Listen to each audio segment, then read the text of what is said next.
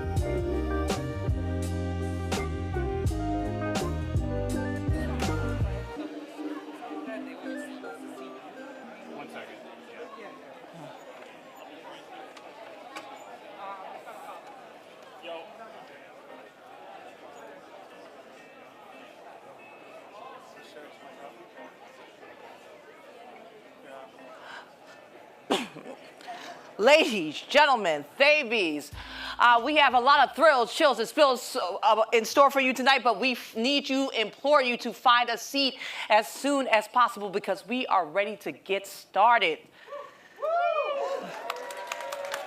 I need more energy than that.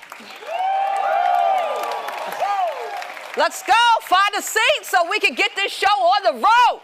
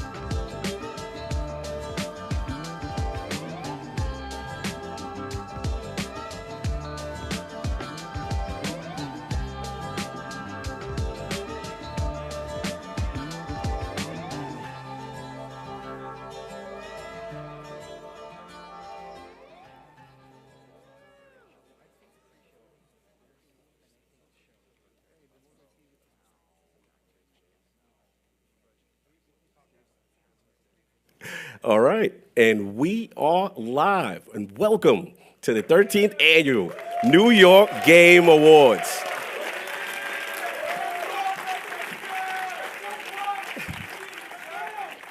I'm Lord Cognito of the Iron Lord Podcast, and I'm extremely excited to introduce our first host for this amazing evening. Here's Reggie Fils-Aimé, former president of Nintendo America and the author of Disrupting the Game.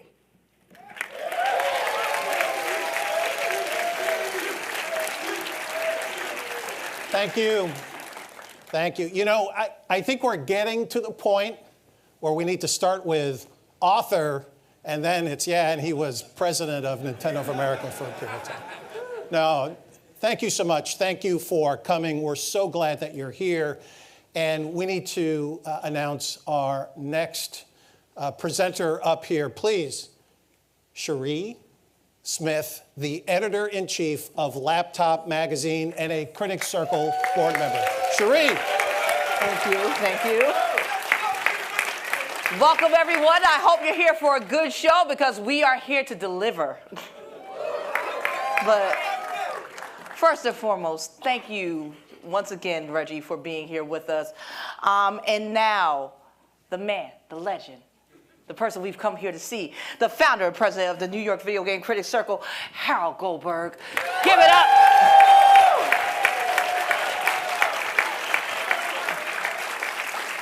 All right, first, welcome. Welcome to the 13th Annual New York Game Awards.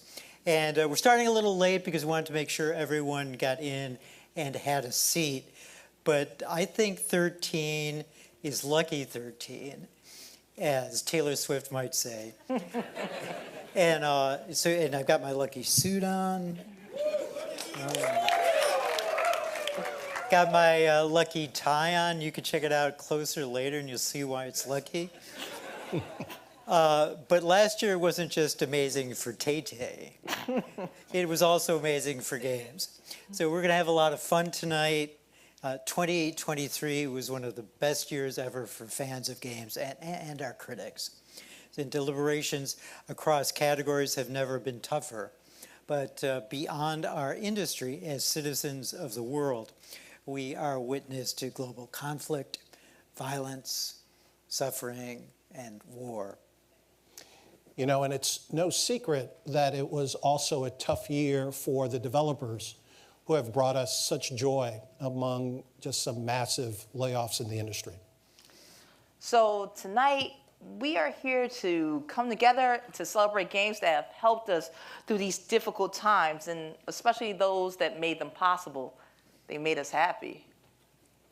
You know, and giving back through our nonprofit also makes us happy and gives us tremendous joy. And with our Playing with Purpose programs, we mentor and give scholarships to underserved and unhoused students throughout New York City. And to support our awesome nonprofit work, we're here to entertain you with these awesome New York Game Awards. We have so much for you tonight. Many of our critics who are, I consider them distinguished critics, and many awesome interns are also here. We have some trailer premieres. Man, do we have some live music for you. And Neil Druckmann is here.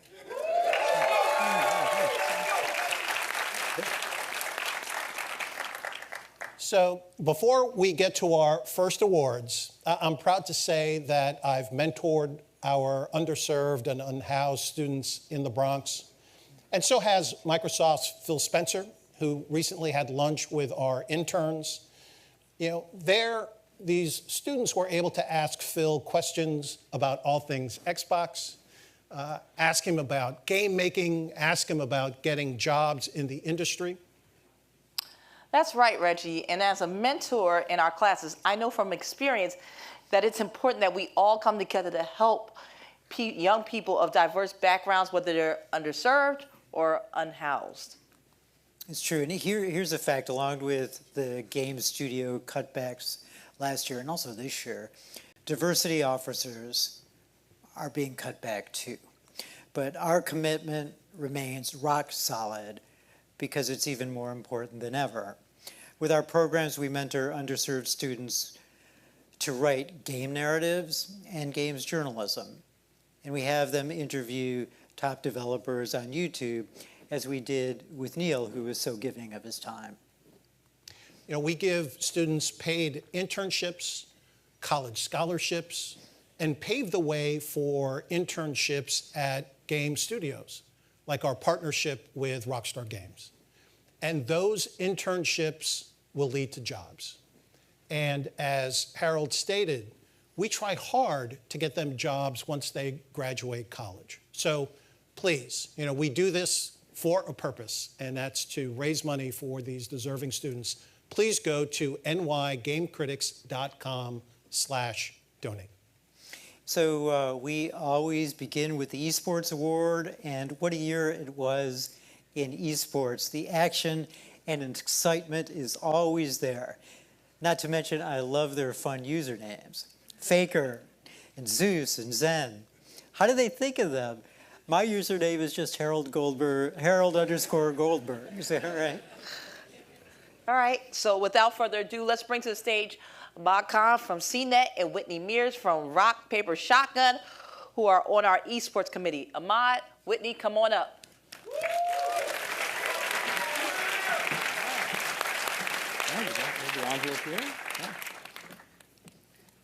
When it comes to video games, you'll find few as dedicated as the pro players who put competitive gaming at the forefront. You know, from the RLCS to the Overwatch League, we saw some amazing aerial flips and some pretty amazing point captures too. And these moments in gaming deserve to be recognized. That's why we're here to honor the best player, who not only won a few golds, but totally dominated their scenes. And the nominees for the Jolton Joe Esports Award for the New York Game Awards are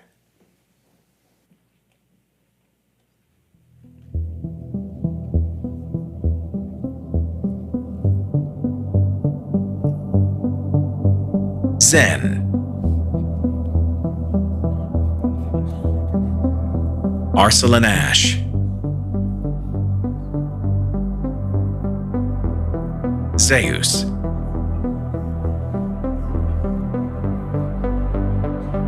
Faker, Saiwu, Hydra,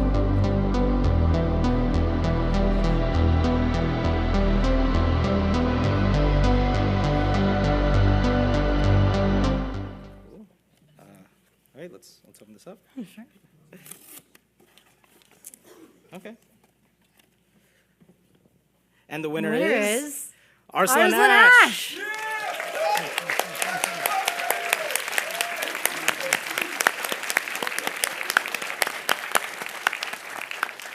Arslan Ash was unable to be here tonight to accept the award, but we very much hope that he is enjoying the very first launch week of Tekken 8, which is Tekken 5.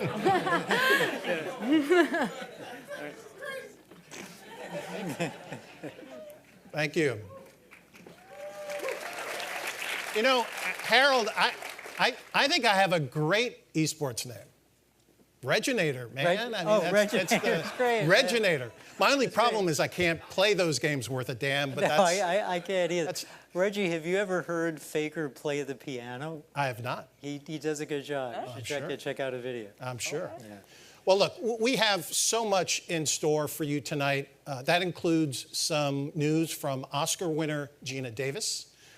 Devin Delaquanti, I've seen him. He's lurking here from The Daily Show, is going to be here with his outstanding humor. That's always one of my highlights of the show. Our musical and documentary tribute to Neil, and so much more. Let's take time to thank the fans.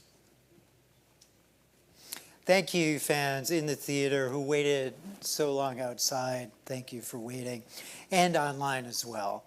And now we have our awesome critics, Ronald Gordon and Isaac Espinoza. So over the years, they've gone from interns to professional writers mentoring our classes in the Bronx and Brooklyn. And they're here to present the A-Train Award for Best Mobile Game. Come on up, guys.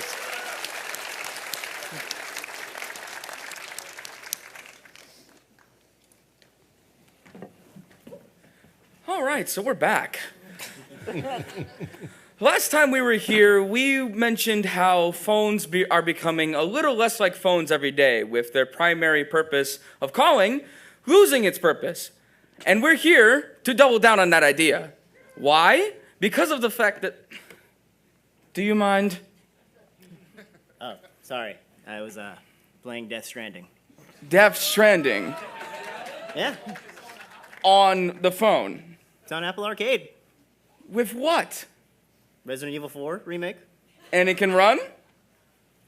It can run well. The point being that as phones continue to evolve, so do the mobile games that are on them. They continue to get better and better and better with every single device that's in our hands and in our pockets, and that is why we are so honored to present the nominees for the A-Train Award for the Best Mobile Game.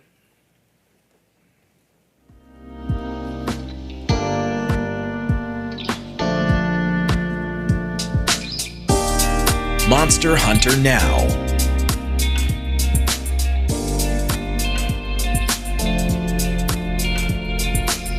Kimono Cats.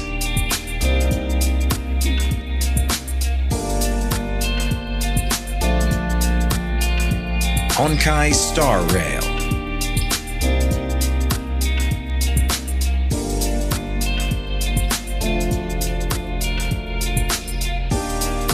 Terra Nil.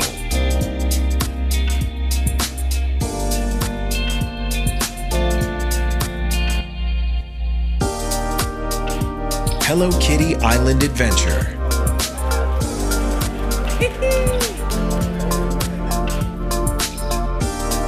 Laya's Horizon.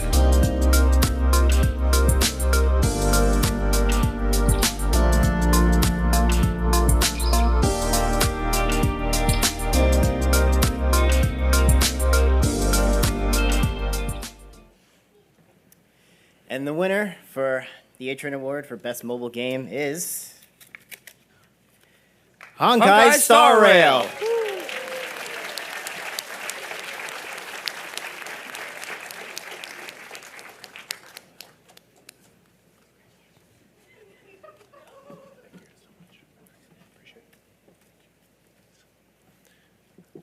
Thank you so much for this amazing honor. We are sincerely grateful to our fans all over the world for their continued love and support of Honkai Star Rail. The adventure is continuing, and we can't wait to show you what's next.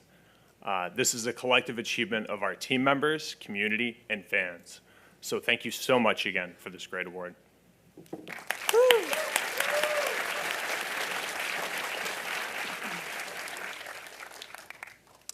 Congratulations. And now our Central Park Zoo Award for the Best Kids Game. If you haven't noticed, all of our awards have New York-inspired themes. Here's Executive Director Ryan O'Callahan and Ryan Sadecki from IGN to present the award for the games that anyone of almost any age can play and enjoy.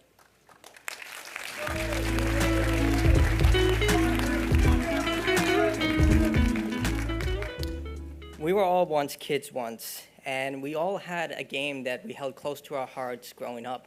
For me, it was Mega Man X, the first game I ever bought with my own money. Good choice. And for me, it's just memories of playing Mario Party on N64 and the inevitable fights that would follow. One of the most violent games possible, right up there with Mario Kart. Eventually, as time passes, we get older. It's unfortunate, but what is fortunate, that some of us are now parents.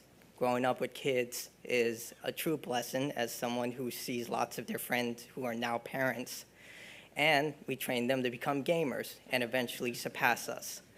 And kids' games can be enjoyed by kids and adults. And today, we honor those games. And the nominees are...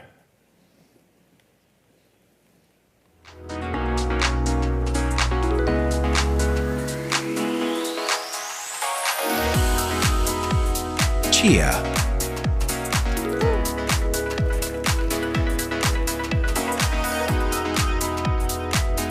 The Legend of Zelda: Tears of the Kingdom.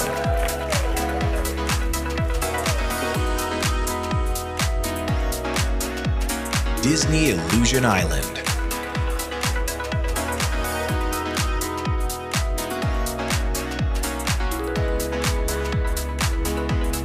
Pikmin 4.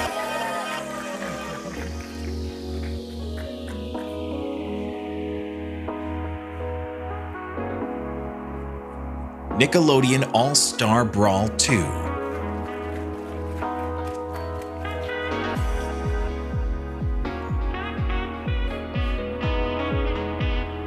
Super Mario Bros. Wonder.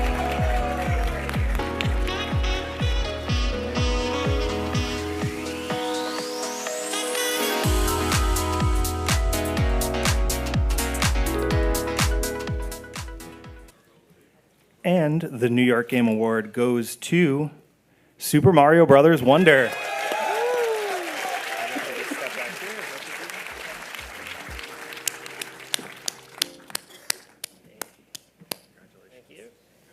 Hi, everyone. This feels about as good as grabbing a Wonder Flower, right? I'm PJ from Nintendo of America. On behalf of the development team and everyone at Nintendo, thank you for recognizing Super Mario Bros. Wonder. And we are thrilled that we've left such a elephant-sized impression on each of you this year. Thank you so much. Reggie, I think this is PJ's 10th appearance at the awards. His 10th appearance at the Game Awards. Yeah. That has to be a record. 200 people in a loft in Williamsburg was the first one you went to, right? Yes. Yeah. Well, that's fantastic. And I have to say, I still get excited whenever Nintendo wins an award. So that's fantastic. So next up is our Freedom Tower Award for Best Remake. Now, cynical folks might think remakes are just a money grab, but to the many fans who buy them, they say that there's nothing wrong with revisiting a classic and to make it better.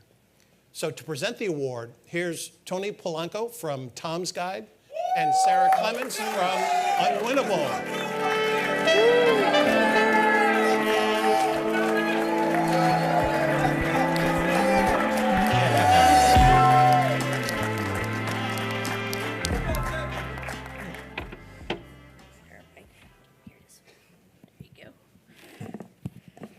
So, the best video game remakes breathe new life into beloved titles by enhancing graphics, improving gameplay mechanics, and incorporating new features, all while preserving the essence of the original story.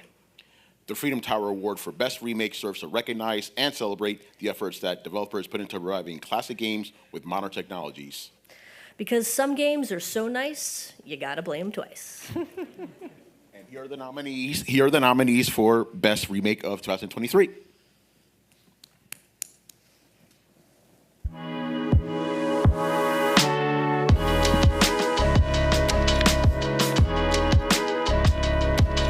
Super Mario RPG.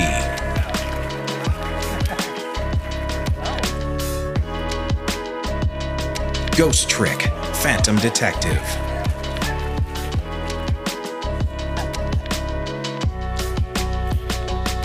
Star Ocean, The Second Story.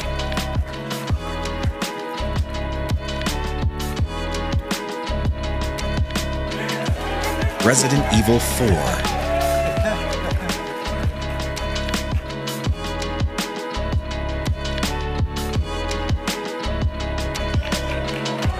Metroid Prime Remastered.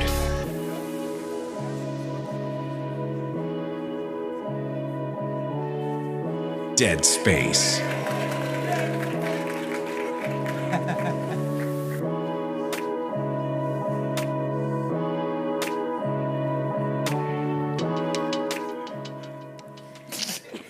And the award goes to Resident Evil 4.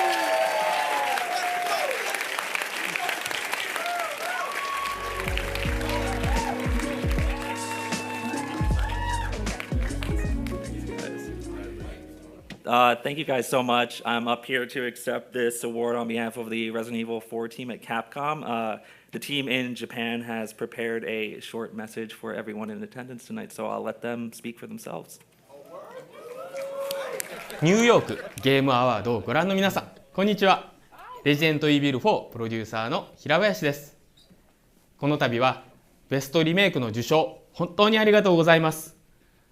レジデントイービル4をリメイクするにあたっては、ファンの皆さんの期待に応えれるかというプレッシャーも多々あったんですけれども、このような賞をいただけたことで、開発チーム一同本当に嬉しいですし、報われた思いです。ゲームを遊んでくださった皆さん、本当にありがとうございます。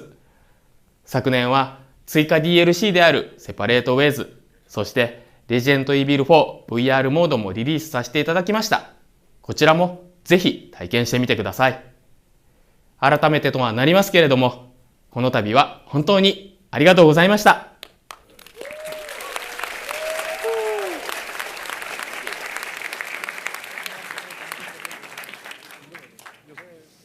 I remember playing that on the GameCube. Don't age us. No, I'm better. I'm old, but I'm better. Now, here's a New York Game Award that appreciates the compelling, immersive art and gobsmacking environments in games. It's the Statue of Liberty Award for Best World. Presenting the award is Dan Ackerman from Micro Center and Patrick Lucas Austin from IT Brew. So guys, come on up.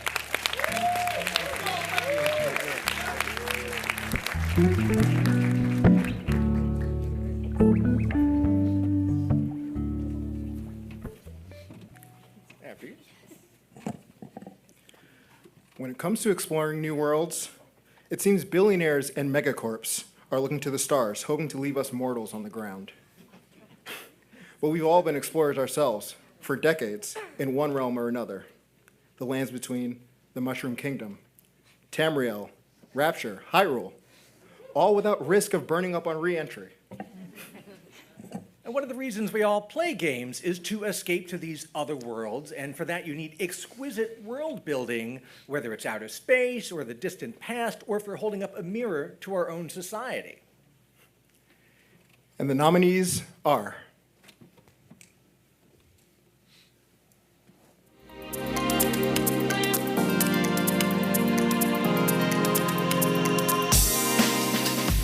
Starfield,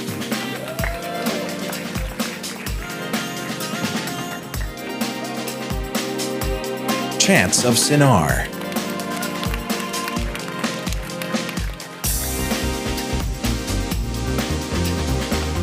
Final Fantasy XVI,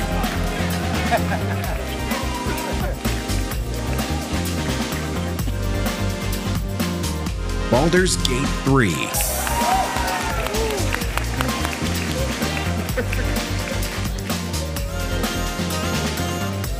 Cyberpunk 2077, Phantom Liberty,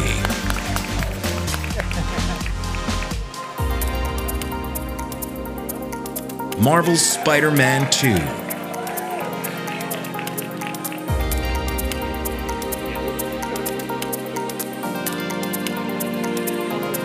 Alan Wake 2,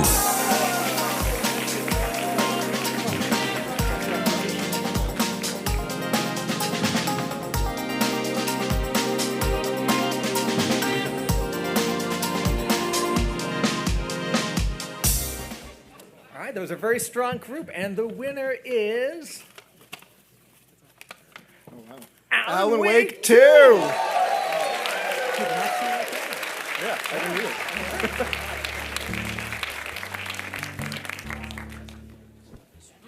Hello, New York Game Awards. This is Sam Lake from Remedy. As you can see, we are in the middle of mocapping DLC content for Alan Wake 2. But wanted to take this moment to say huge thank you for the award of the best world. Building these worlds is an ambitious team effort. The world is such a key part of any video game. This is an honor. Thank you very much.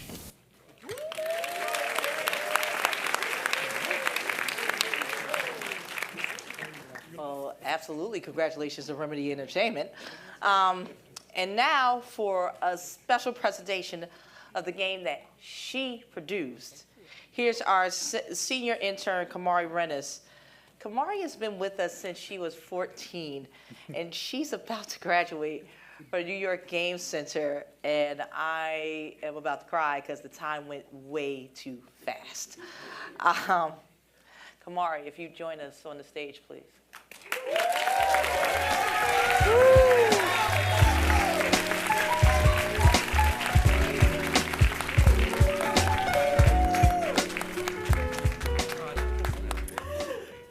It's a beautiful night to be nearsighted. Now, I am not good at shooting games. This is a hard truth that has stuck with me since my early days on the Xbox 360. You know I love my aim assist. But that has never stopped me from actually making my own game. I and a handful of talented students at the NYU Game Center released a thrilling, free-to-play first-person shooter called Fish Gun. Let's check it out.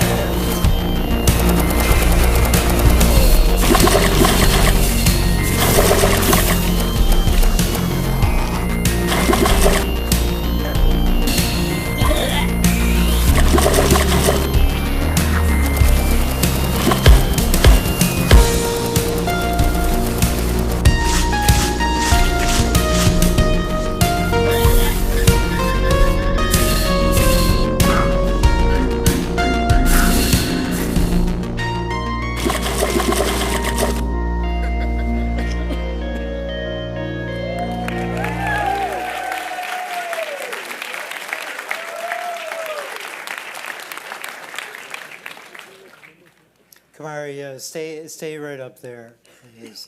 And so I'm a big fan of indie games, as you know. We also have, my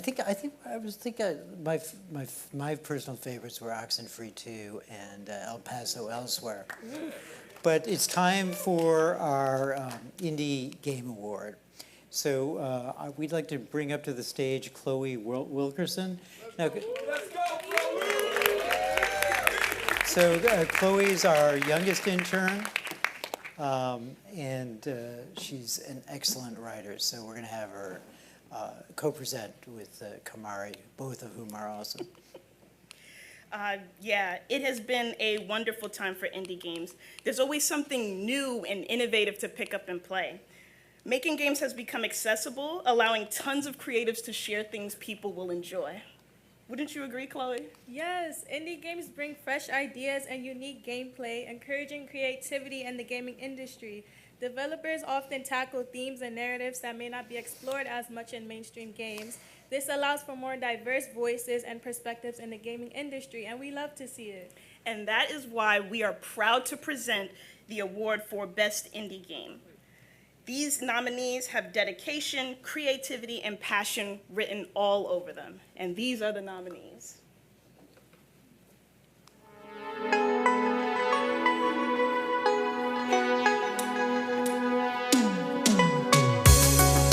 Sea of Stars.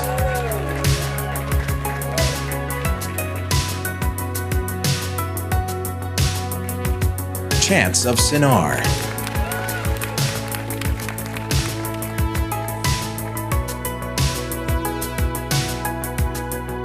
A Space for the Unbound.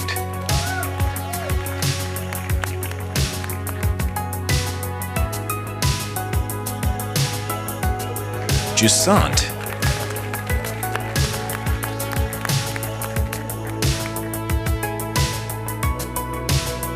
Pizza Tower.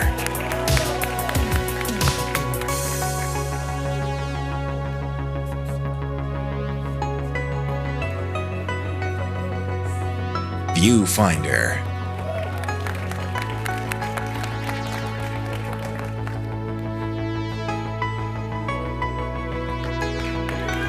El Paso Elsewhere.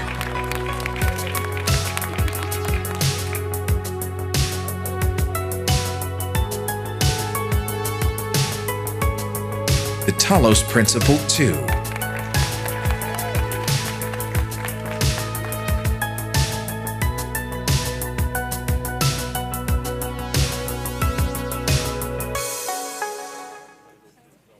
And the winner is.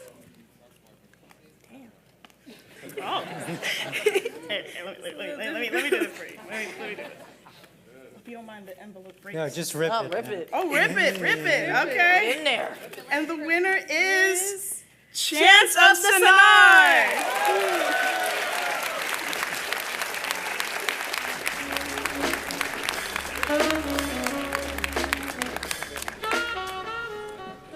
On behalf of the talented teams at both Focus Entertainment and Run Disc, I'd like to thank the organizers of this show for this prize.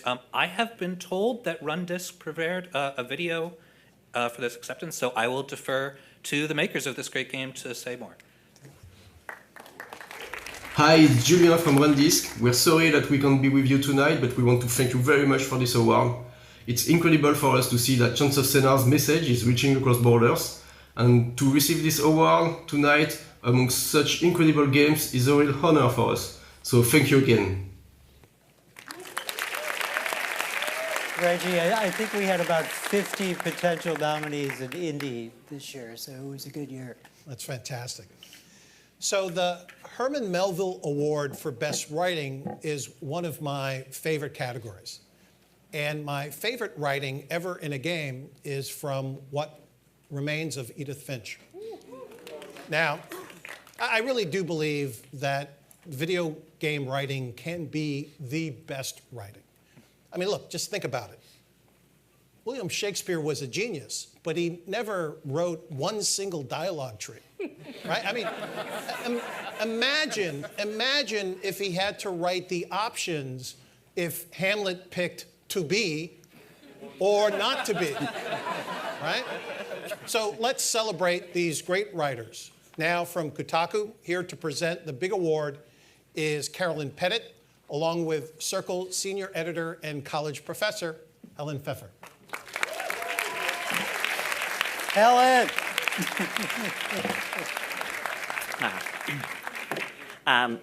The poet Muriel Rukeyser famously wrote that the universe is made of stories, not of atoms. And as Tyrion Lannister reminded us in the Game of Thrones finale, there's nothing in the world more powerful than a good story. Nothing can stop it. No enemy can defeat it. But once upon a time, games didn't always give stories the respect they deserved. You know, stories were kind of sometimes treated as an afterthought, just an excuse for all the fun stuff you were doing, going on missions, exploring, saving the world. And sometimes they fell into some nasty traps, reductively painting whole groups of people as good or evil, or reinforcing harmful stereotypes rooted in concepts like race and gender. Thankfully, now we're blessed each year with so many games that take storytelling seriously. Games which unite us as people, rather than dividing us into artificial categories. Games by human writers, crafting deeply human stories with rich themes and complex characters who can make us laugh or break our hearts. From the tale of a queer South Indian woman navigating relationships on the streets of a small town, to that of an intrepid explorer charting the vastness of space, this year's nominees for Best Writing demonstrate that games of any scope can tell stories that thrill and delight us while also encouraging us to see the shared humanity in one another. And the nominees for Best Writing in a Game are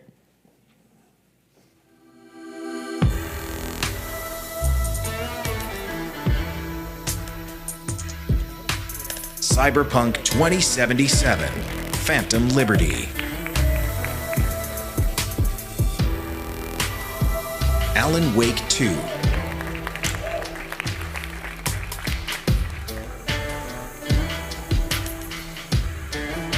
Thirsty Suitors.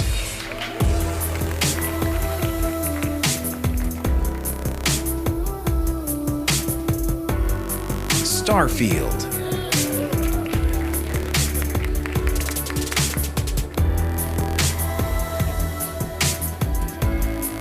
Chia.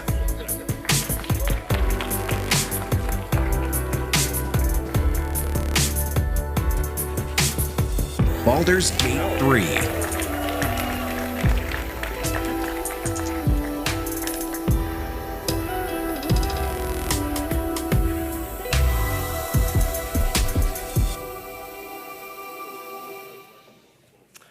And the award for best writing goes to Baldur's Gate 3.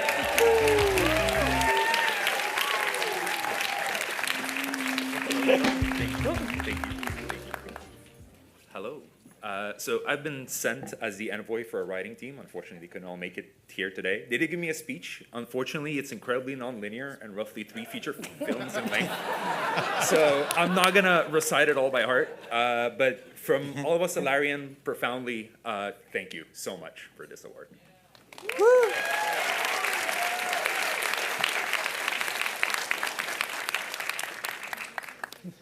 Congratulations. The writing in Baldur's Gate 3 was witty, new, and generally phenomenal. I spent hours upon hours upon hours upon hours wrapped in its compelling story. I agree, Cherie. And this show takes a lot of person power to create. We started working on it back in January of last year. And here with the all-important thank yous is New York Video Game Critics Circle founder and my good friend, Howard Goldberg.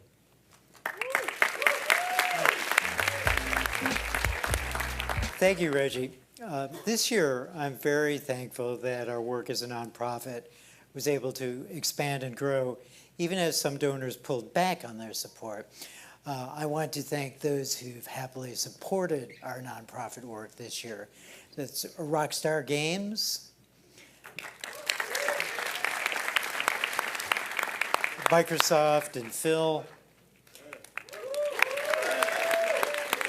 Bethesda Game Studios, thank you, Mome,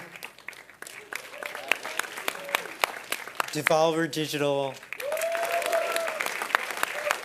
Take-Two, Electronic Arts, Pokemon Company, Nintendo, MSK, Catherine and Jeffrey Soros, Teresa and Chris Spurlock, Mike Wilson, Circana, IGN, and the Paley Center for Media.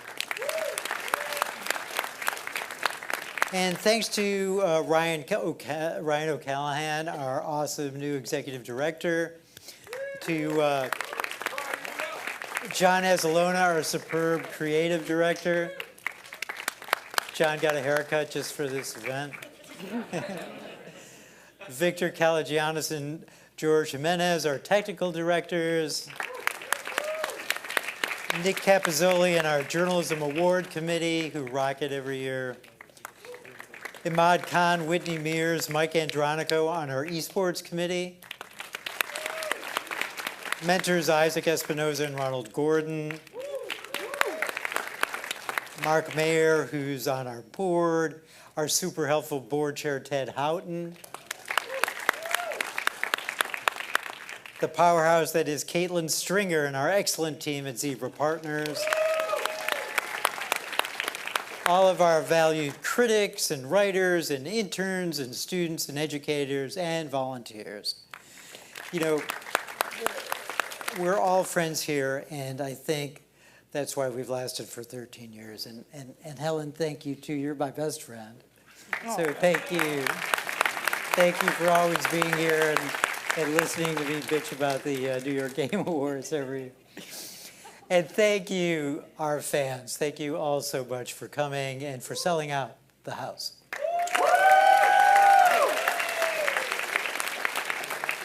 Now, I want to introduce Aaliyah Jones-Harvey, the Associate Commissioner of New York City Mayor's Office of Media and Entertainment. And everyone at MOME has been really supportive of our work with underserved and on how students, especially Aaliyah. So, Aaliyah, you want to come on up?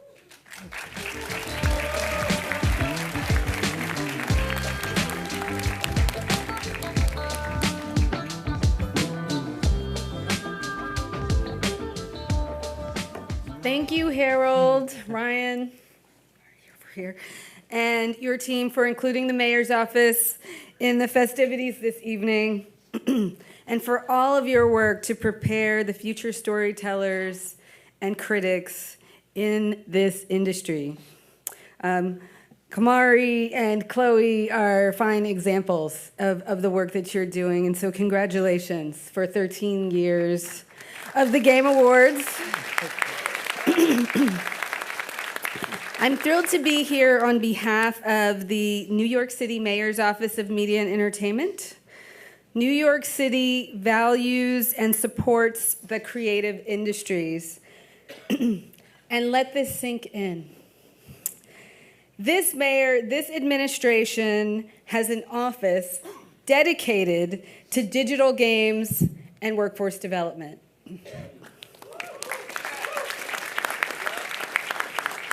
As part of Mayor Adams' economic blueprint for New York City, we are working to make the city a hub for digital game development and production. The mayor's office is here tonight to put 3 exciting opportunities on your radar that are happening here in the city. First, the mayor announced a $2 million investment in the first public option bachelor's degree in game design at City College. It's called Gaming Pathways.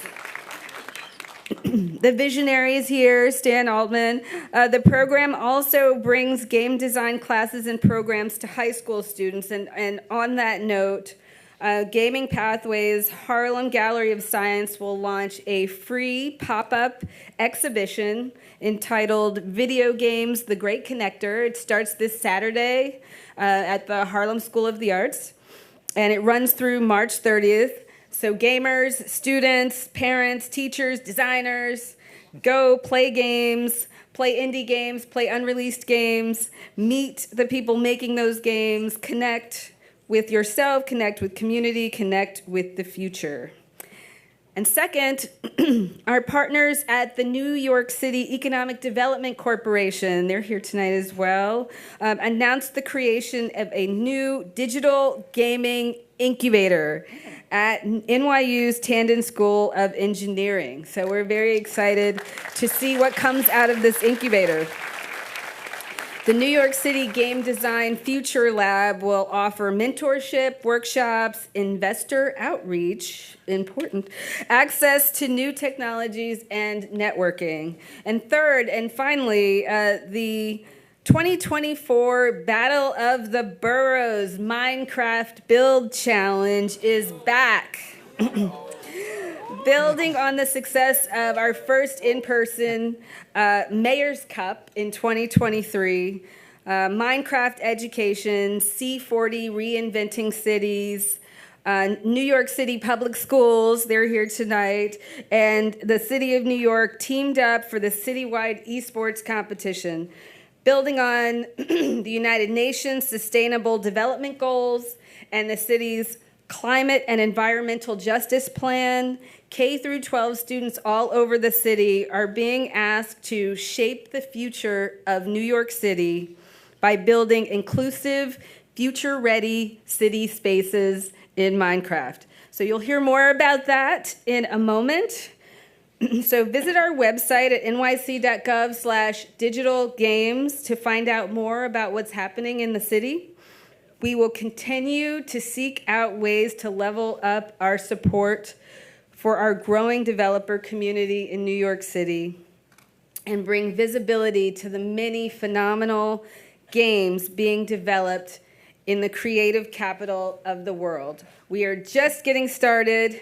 Congratulations to our legend here tonight, Neil Druckmann, and all of this year's nominees and winners. And now, I'm turning it over to Ryan, the New York City Video Game Critics Circle Executive Director. Thank you. Thanks, Lee.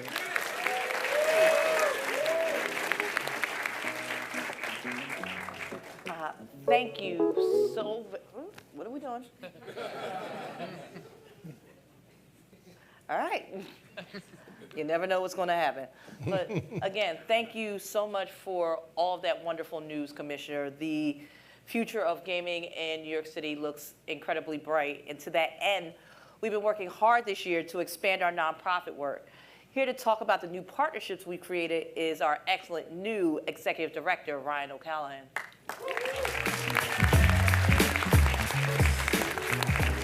Got to get some taller mics. Like, I got to get whatever mic Reggie has. Like, all right. Thank you, Cherie.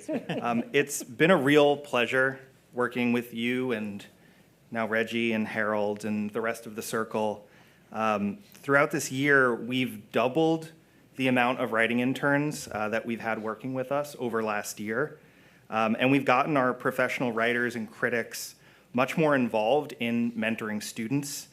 Phil Spencer has promised to be a long-term mentor with our students, not just a one-time thing, like so gracious of him to do that. And this last year, we've started to partner with like-minded organizations like Colin Kaepernick's Know Your Rights campaign. And just last week, we created a partnership with the citywide Minecraft Battle of the Boroughs, as Aaliyah just talked about. This contest goes to all of the schools in New York City through the Department of Education, and we're calling our portion the Minecraft Writing Challenge, and there will be big prizes for those who enter. Every student from across New York City has the chance to enter and win. And we've also partnered with the Gina Davis Institute as we continue in our mission to build a more equitable future. So let's hear from the Gina Davis Institute about this new partnership. Thank you.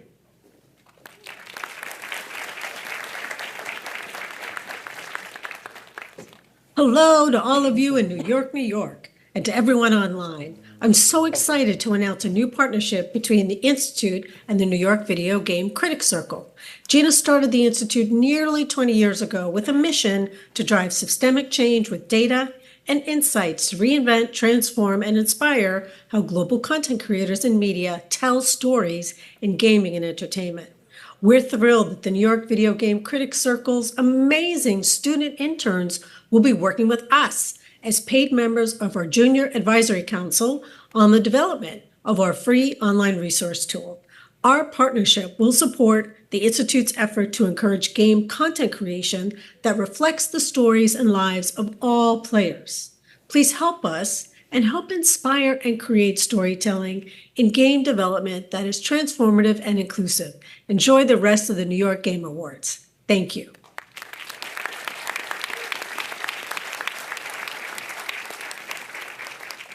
I think that is going to be an excellent partnership.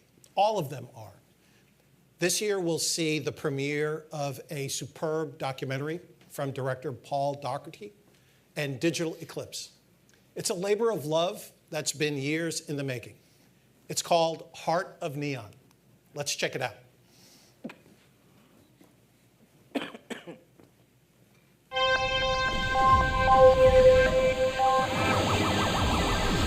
Jeff Minter, he's an indie video game legend. He's been around the industry for many years. Jeff is an example of a self-made man. It is very interesting to see someone who's never really fallen into the trap of wanting to conform to what the industry thinks anyone should be. Everyone else was just a company or product, and Jeff was Jeff. He did what he wanted to do for 4 decades on his terms, and that's unprecedented. He's got this vision of what he wants to make, and he's been dogged, chasing this forever. I mean, Minter makes games out of love. They harken back to the earlier 1980s arcade games, which was experimental game mechanics, very fast and very skills-based. And we've lost touch with that. He just makes games. At his core, that's what he does. Making money out of games. It's a very different skill. You hear about the high-profile people who are doing video games making loads of money, but for 99.9% of the people who are doing it don't make any money at all. The business side of things, yeah, it's crippling. And then on top of that, completely out of the blue, comes this cease and desist. I was even wondering whether I'd even do games ever again because it was just so damn depressing. For him to continue for so many years is not just a testament to his durability, you have to be obsessed with the art of it. I didn't want to give it up. I think for anybody today, looking at what Jeff had done, the inspiration comes from the fact that he, come hell or high water, found a way to make his vision come out of his head, goes through the keyboard onto the screen. At times when I've been a bit fed up with the games industry, I've been lucky that I have another thread of my career, something that was deep in my heart from when I was 11 years old. He made an awesome set of technology that you could play as an instrument. And it was just an absolute game changer. I don't think anyone before that time had anything near it. We wanted to smuggle this performance thing into like the hands of everyone in the world. That was the plan. It's the thing the world needs right now. Get on it. Yeah, like job's not done. But we live in a different world now. Can he do that?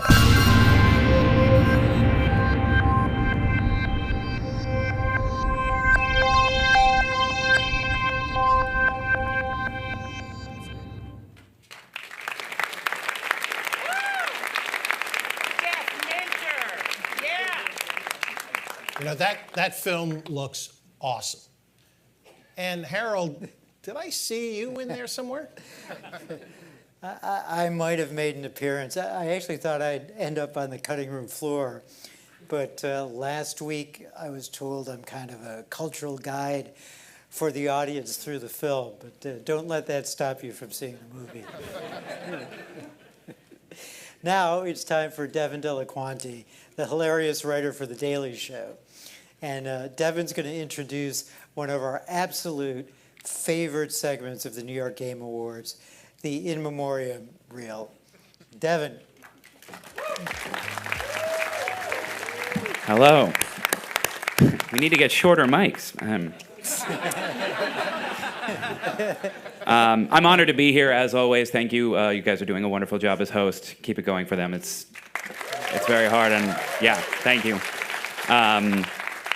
Congrats to all the nominees as well. It was an amazing year for games this year. Great year for the PlayStation. The PlayStation 5 is in stock, which is very exciting. We have the PlayStation Slim, which we can all buy, which I think means the PlayStation is also on Ozempic. That's how it got slim. Yeah. Spider-Man 2 came out. Anybody enjoy Spider-Man 2? Great game. It was exciting. Spider-Man was finally able to go to Brooklyn and Queens this year. Most days the MTA can't even make it to Brooklyn and Queens, so good for Spider-Man. Was that a boo for the MTA? No offense to the woman from the mayor's office. The governor runs it. It's fine. It's fine. Also, Baldur's Gate 3, amazing game. Now anytime I have any interaction of any kind, I just want to roll a 20-sided dice to see what comes up. I'm like, oh, I want to pet this cat. Oh, I rolled a 1, it's biting me. I have feline AIDS now. Also, a few weeks ago, a 13-year-old kid became the first person to beat Tetris. You all saw this news story? Yeah. He got to 999,999, and then the last line broke the game. It was amazing. This kid had more lines than whoever left that cocaine at the White House. It was very impressive. All the games this year were incredible, and I played none of them because I have a 5-year-old at home, and all he wants to do is play Mario Kart 8. So I just spent a lot of time playing Mario Kart 8. Yes, the guy from Nintendo was clapping at the record show. Thank you, sir. You've made parenting so much easier. But it's fun because my son is 5 years old and I could just dominate him on the track still. Like teenagers, it's over for me. Like they will beat me, but I'm like, my son, 5-year-olds will crash more than a Tesla in autopilot on Mario Kart 8. So once he turns 7, it's over for me. But 5 to 6, I'm in a good spot. Also, this is a true story. This happened last week. My son was playing Super Smash Bros. He's also into Super Smash Bros. Thank you again, Nintendo. And he got to one of the character unlock fight screens with the Wii Fit trainer, and he beat the Wii Fit trainer using Kirby, which felt like a real victory for body positivity. Like, do you know how satisfying it is to watch Kirby eat the Wii Fitness trainer? Just like, oh, you want me to do downward dog? How about I swallow you whole like a chicken wing, you spandex asshole? All bodies are beach bodies. Get the hell off my platform! That's good. But if I may be serious for a moment. It was also a very difficult year in gaming because so many important lives were lost. And so many of them were lost by me.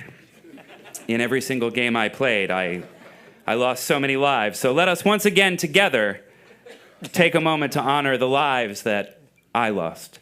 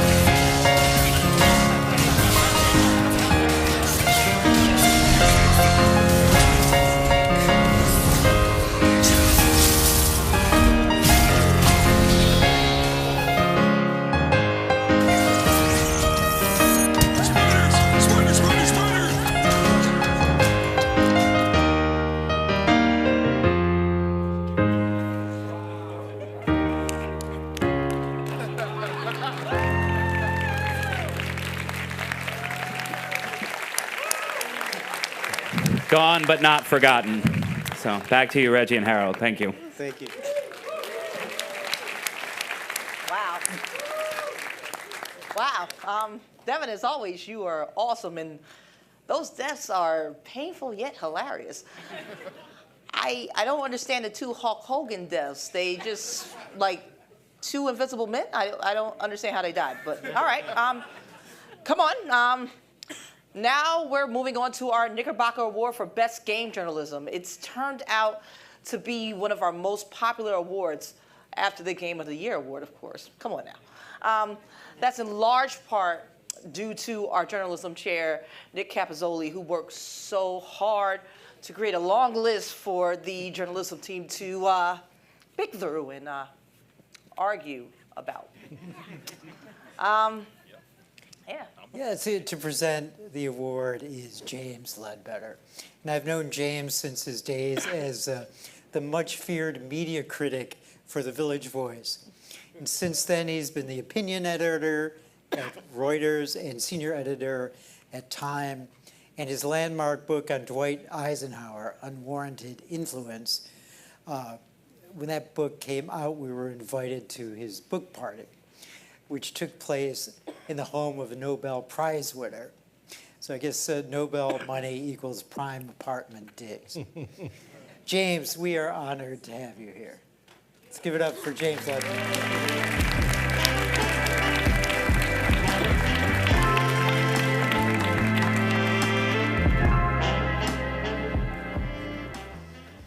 Thank you, Harold. Your book is pretty good, too. Thanks, man. All your base belong to us. Thanks. I feel like everybody else had a script. I don't have a script, but that's okay. One of the great things about video games, whether you consider them an art form or entertainment or some kind of hybrid, is the ability, as we've seen throughout the evening, to inspire and to expand how we think and how we act in the world. And I think a lot of the great writing and journalism that gets done around these games often helps illuminate that aspect of these games. And it's been a terrific year, as these nominees will show. So let's take a look at the nominees for the Knickerbocker Award.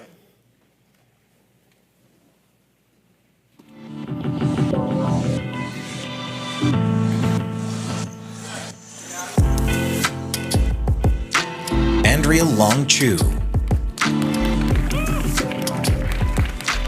Blessing Adeoye Jr.,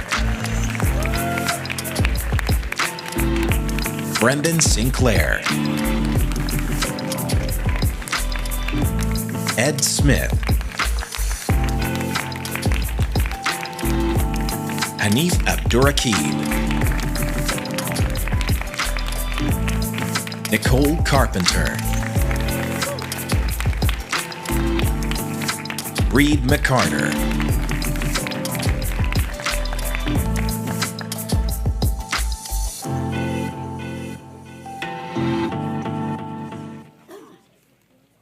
And the Knickerbocker Award goes to Nicole Carpenter. I believe we have someone coming up to accept the award on Nicole's behalf.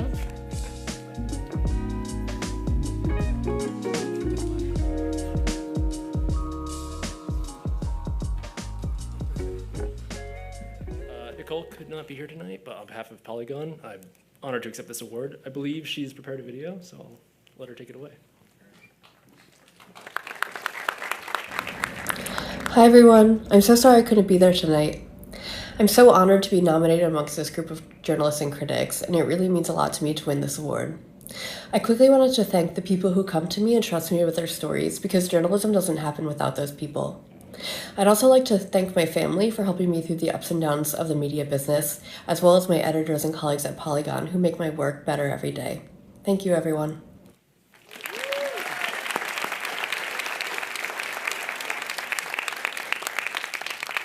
Congratulations, Nicole. And congrats to all the nominees. Your writing was superb. Recently, 6 of our interns got together with game maker Sarah Ganoff for a 6-week class in creating a game with twine. They put together their Bronx anthology. It's full of interactive stories that run the gamut of happy and sad tales from their home borough, and my home borough too. We love the Bronx.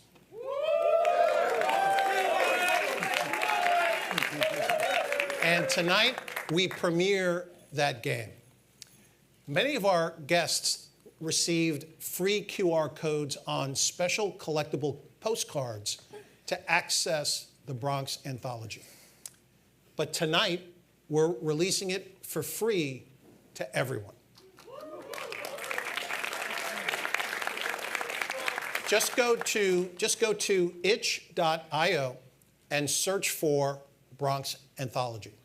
We hope you enjoy the game our students have worked on so diligently and so passionately.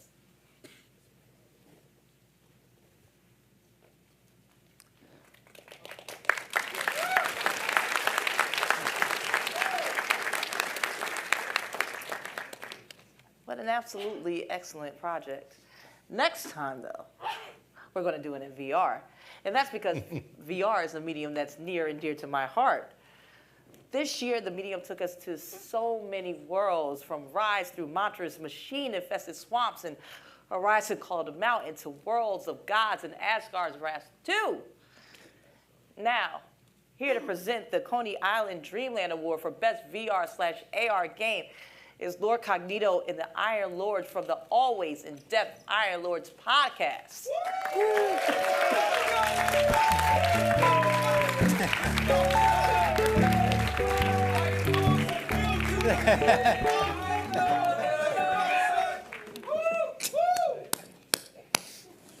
The worlds of virtual and augmented reality truly provide some of the most immersive, next-level experiences in all of gaming.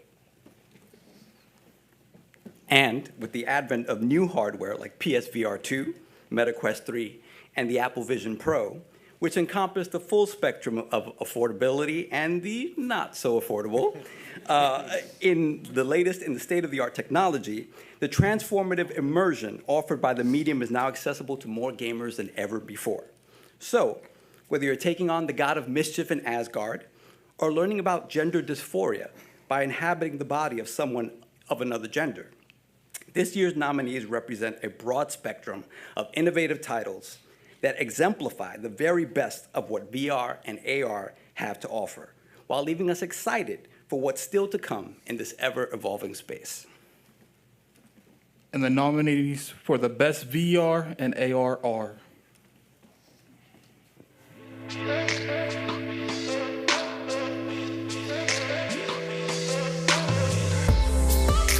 We Are One.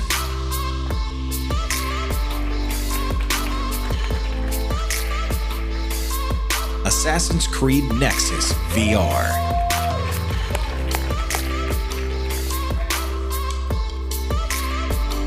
Body of Mine.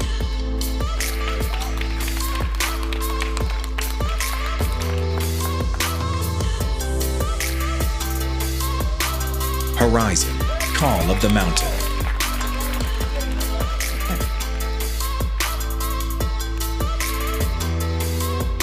Asgard's Wrath 2.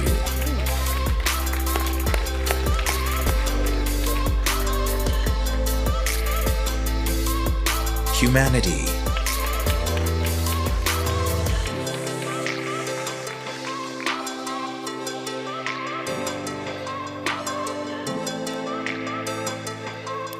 And the winner is Asgard's Wrath 2.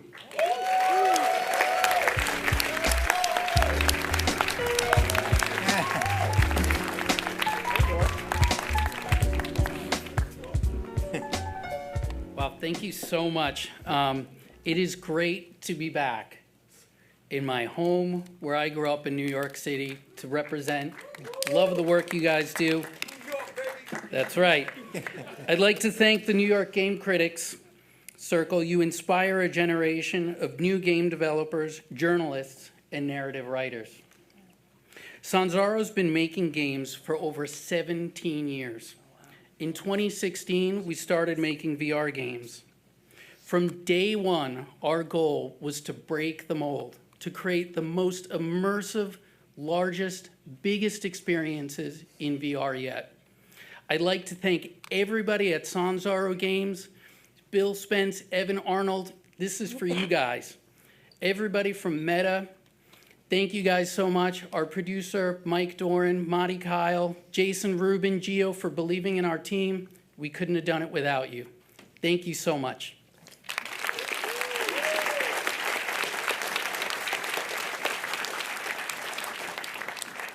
Congratulations.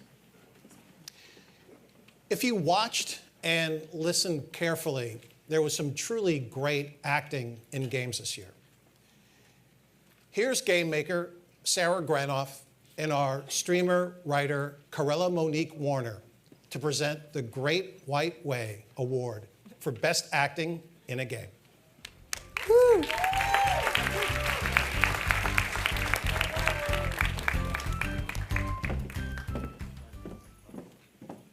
Yeah, I definitely agree. We need taller mics because these platforms are high as all heck.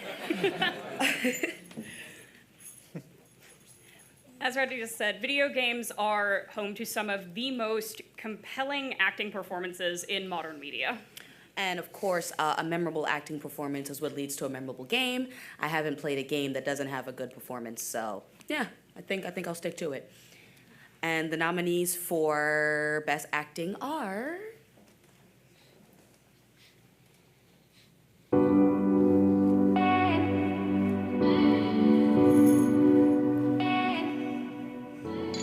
Ben Starr as Clive Rossfield in Final Fantasy 16. I killed Joshua! I killed them all! I'm a monster! And I deserve to die! Elizabeth Seda as Riley. Oxenfree 2 I saw Lost Signals. Olivia with two older people. I don't know. I think she was trying to do something in the time stream. I am not sure. Melanie Liebert as Saga Anderson in Alan Wake 2. Then I need to know what's real and what's fiction. Elmo thinks the cult is just an urban legend. Or does he? Idris Elba as Solomon Reed. Cyberpunk 2077 Phantom Liberty. I only ever risk so much. Sometimes it's just safer to shove the barrel of a Malorian between a Troon's ribs, even if he is on your side. Neil Newbon as Astarion in Baldur's Gate 3. Do you have any idea how much that hurt? Amelia Tyler as the narrator in Baldur's Gate 3. You could end its life here and now if only you didn't feel compassion.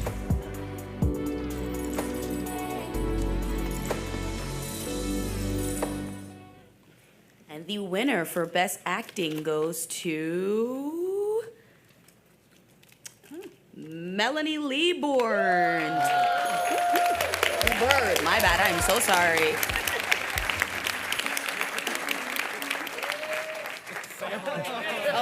Hey, Sam Lake from Remedy again. I wanted to say huge thanks on behalf of Melanie Liebert and the whole Remedy and Epic teams for the award of Best Acting. Creating a new hero character to a game is a long process, with our wonderful star making Saga Anderson come alive in collaboration with writing, directing, modeling, and many other areas of our team. Thank you, thank you, thank you.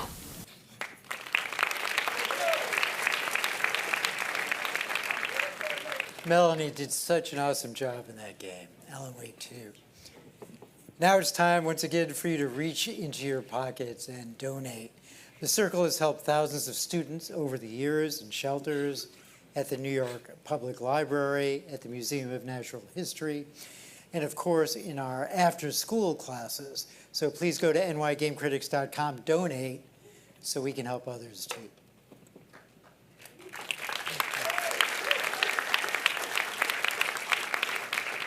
And now, a talented student with great writing chops is about to receive a $10,000 college scholarship.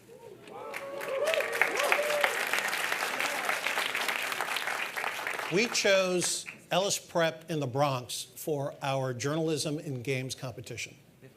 And that's because the school features a gorgeous mosaic of very intelligent students who recently came to New York City.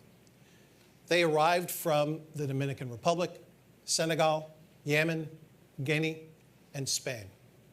That's correct, Reggie. And we want to thank the terrific people at Rockstar Games so much for making this scholarship possible.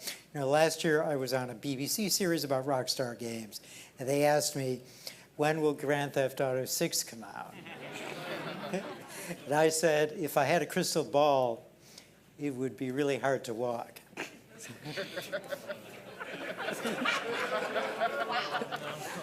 But Rockstar, it took a while, right? But Rockstar is celebrating over 25 years of creativity and the Rockstar vibe. Creativity which has resulted in the likes of Grand Theft Auto and the Red Dead Redemption series and Bully 2. Not Bully 2, Bully as well. We don't want to start a storm on social media. So actually this writing contest ended in a tie. and each talented scribe will receive a $5,000 scholarship. So please give a big New York Game Awards welcome to our scholarship winners, Alexa Velos Balbuena and Rashid Abdullah.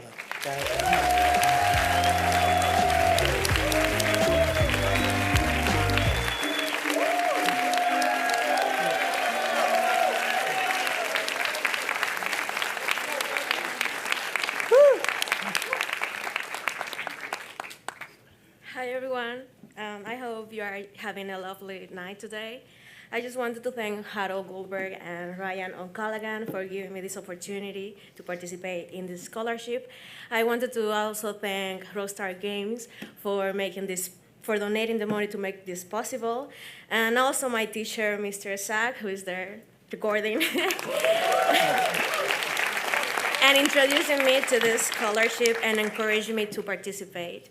I also just wanted to say that I hope that other students get the same opportunity as me, and they will be able to experience the same things as I did. Thank you so much.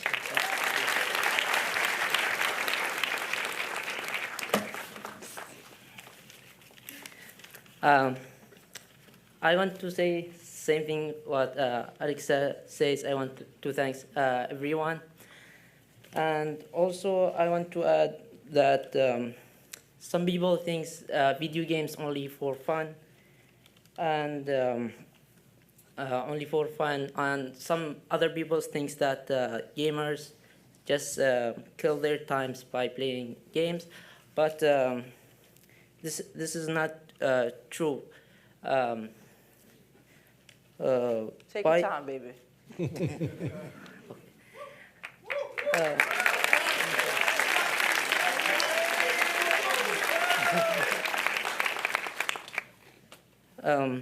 Through the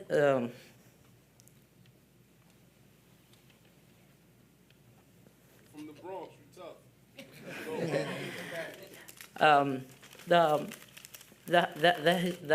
the cultures transferred to us from our old generations by books, music, art, and different way. But now we can combine all this in video games and share our ideas, create music, and everything in one game.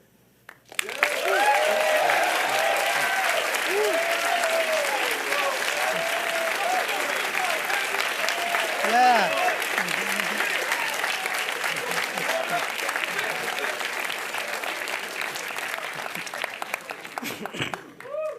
Congratulations, Alexa and Rashid. Let's just get another round of applause.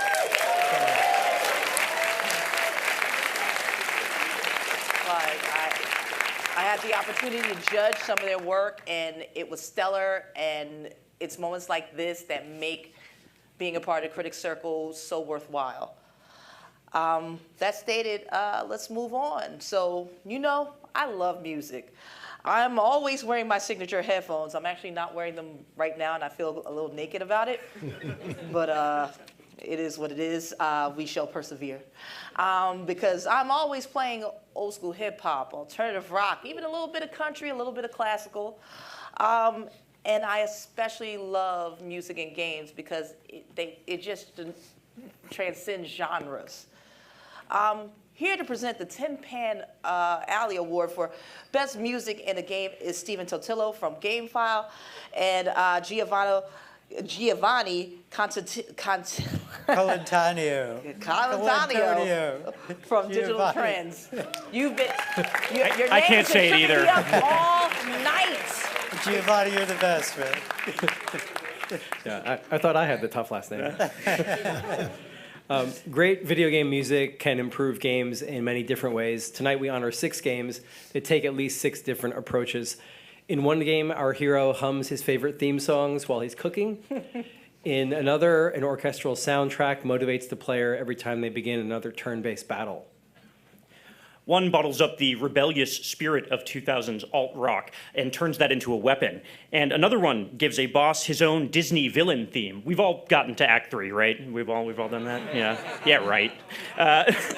One pays tribute to the culture of New Caledonia, and another, of course, features a musical number. That's one of the moves, right? And the nominees are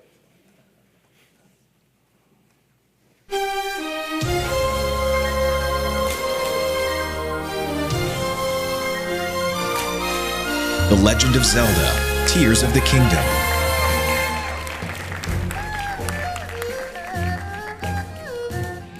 Hi-Fi Rush,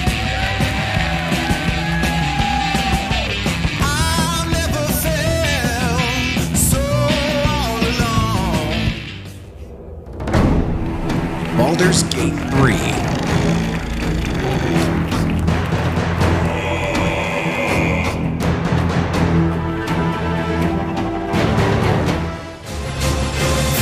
Final Fantasy 16,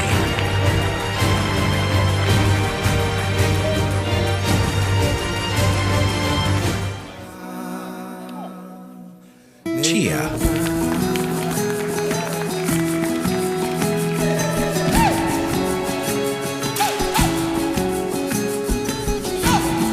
Alan Wake 2,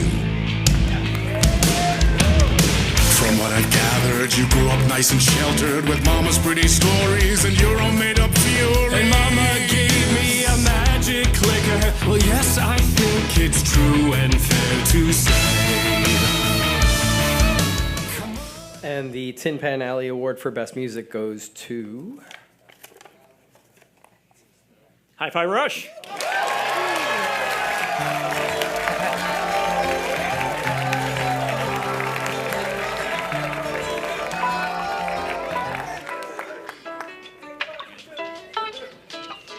Hi. That's all you get. Whoa, go back. Hey. Baby, come back. Where's our Hi-Fi Rush folks?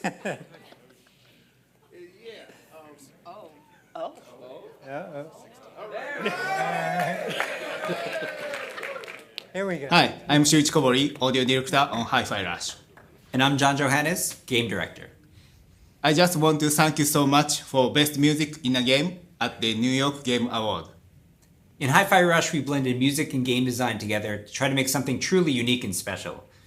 And making the music required trying a lot of new things, and knowing that our hard work has been so successful is just incredibly rewarding. Thank you to the New York Video Game Critics Circle and everyone who supported us. Thank you, New York.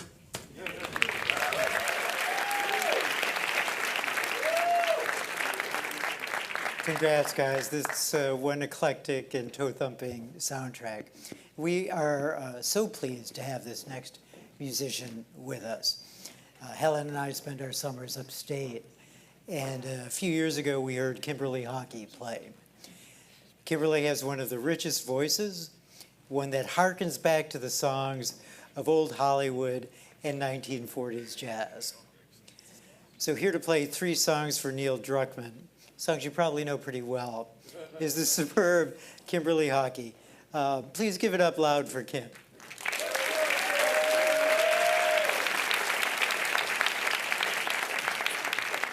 You need to tune up a little bit? Yeah. So, hey, I will, as Cherie says, vamp for a while. Well, so what were your favorite games this year? Oh, come on, don't be shy.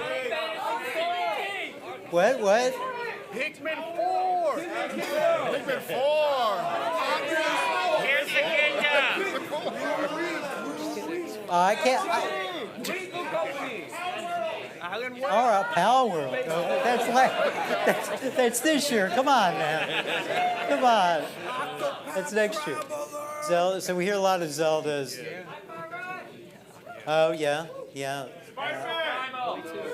What's the worst game? No, I didn't say that.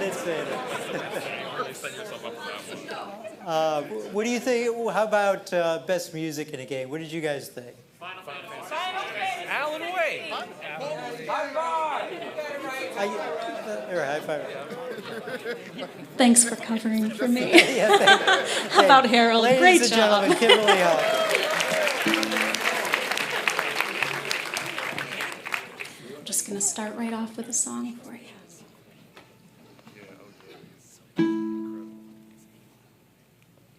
I'm just a poor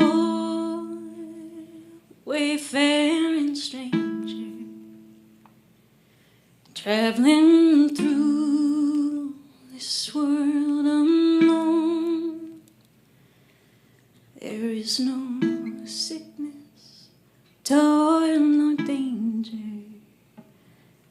in that bright land to which I go.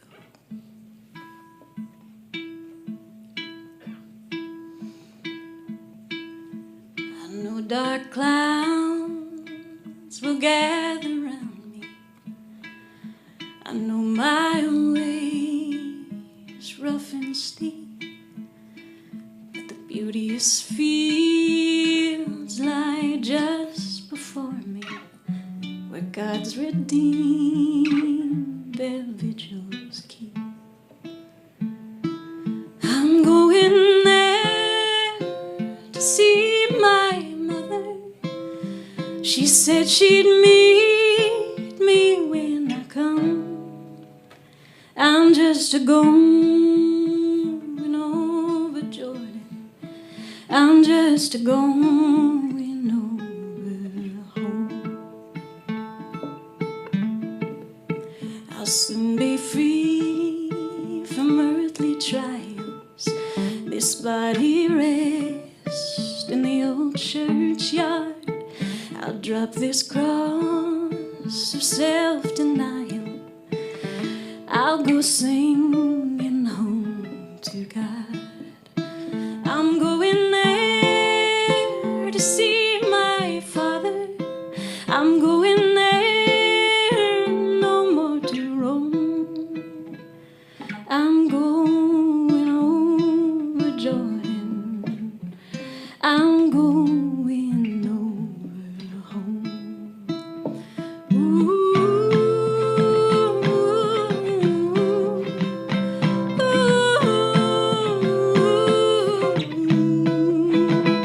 I'm just going over Jordan. I'm going over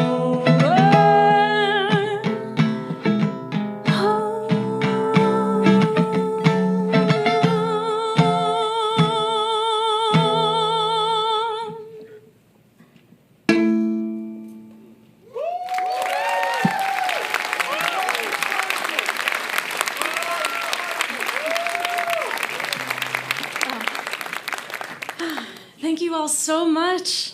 Thank you, Harold, for inviting me. And this is really a first for me. I have never played a video game awards show. But as nervous as I am, I actually also feel right at home because I know I'm surrounded by storytellers and world builders and explorers and creatives. So I know that's what all of you gamers have in common with a wandering musician.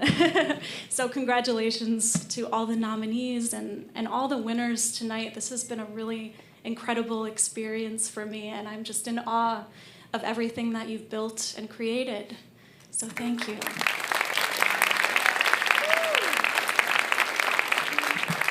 And we have a wonderful storyteller here tonight, Neil Druckmann. So these songs are for Neil, and they're for all of you. And just a wonderful selection from The Last of Us. I really, really enjoyed working on these and coming up with my own story to share with all of you. This one I'm sure you'll recognize. 1984 pop hit that took on much more meaning in The Last of Us. Yeah.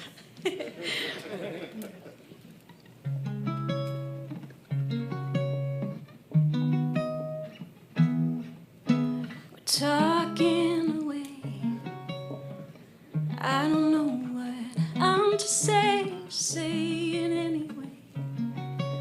Today's another day to find you shying away.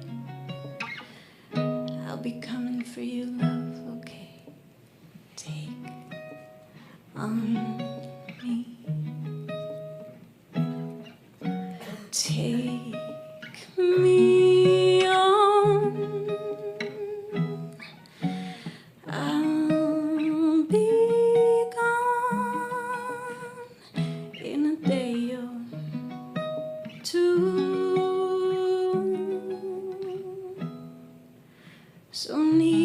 used to say I'm odds and ends, but I'll be stumbling away, slowly learning life is okay.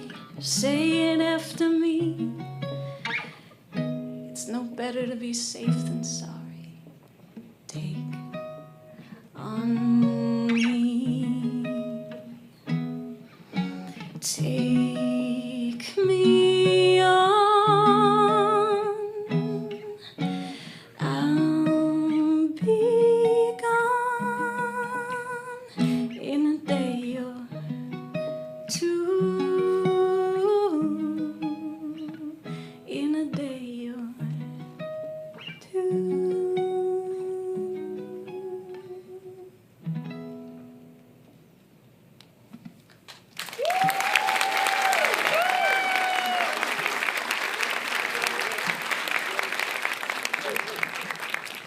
Thank you so much. I have one more that I would love to share with you, also from The Last of Us. This is from episode 3 with Nick Offerman.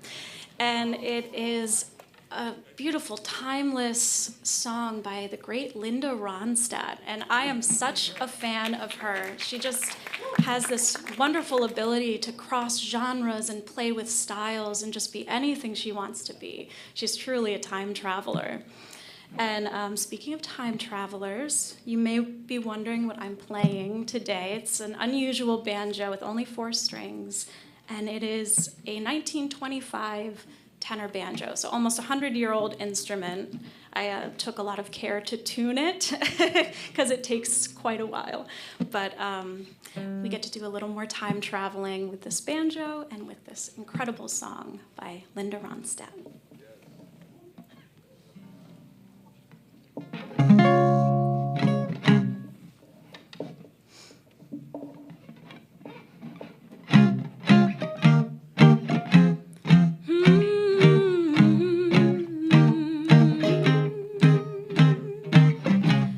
Love will abide, take things in stride.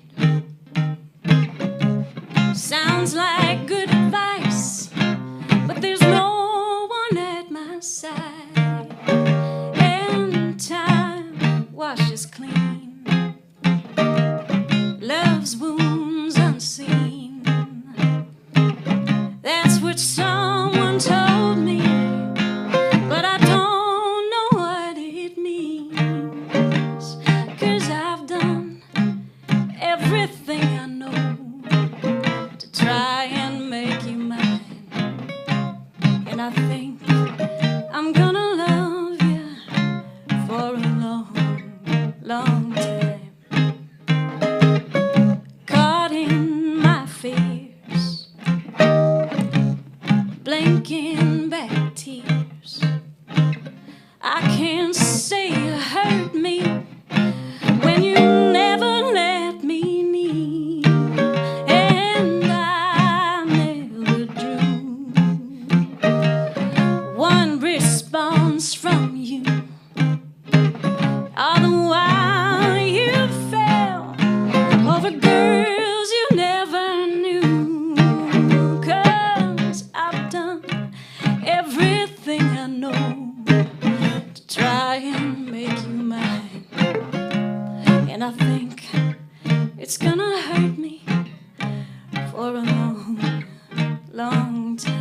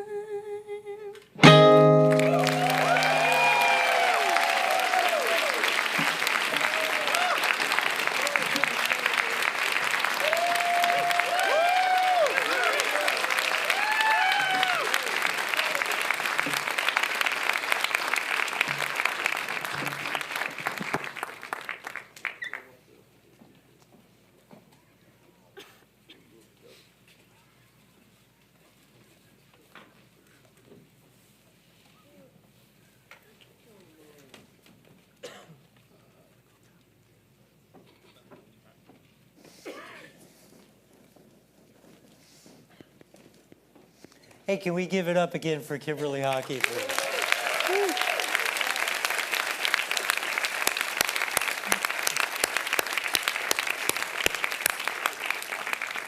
I know so many of us, not just The Last of Us, were moved. So now it's time for our Andrew Yoon Legend Award. And Andrew was an ardent, talented Circle member and game maker who died too soon. We miss Andrew and named our Legend Award for him. And Andrew's dad and brother are here tonight, so thank you guys for coming out. We appreciate it.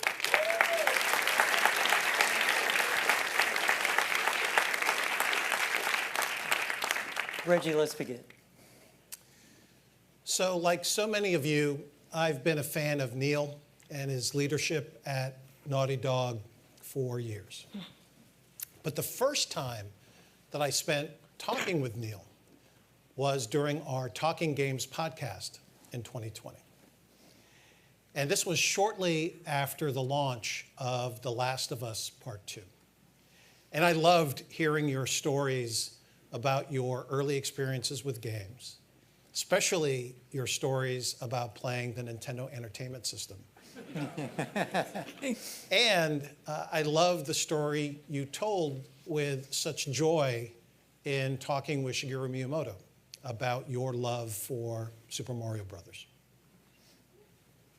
You know, I first met E3. I first met Neil at the E3 conference, which is no more. And I met him again at a super secret party at the PlayStation Experience, which is no more. But Neil is alive, and his brilliance and influence keeps on growing.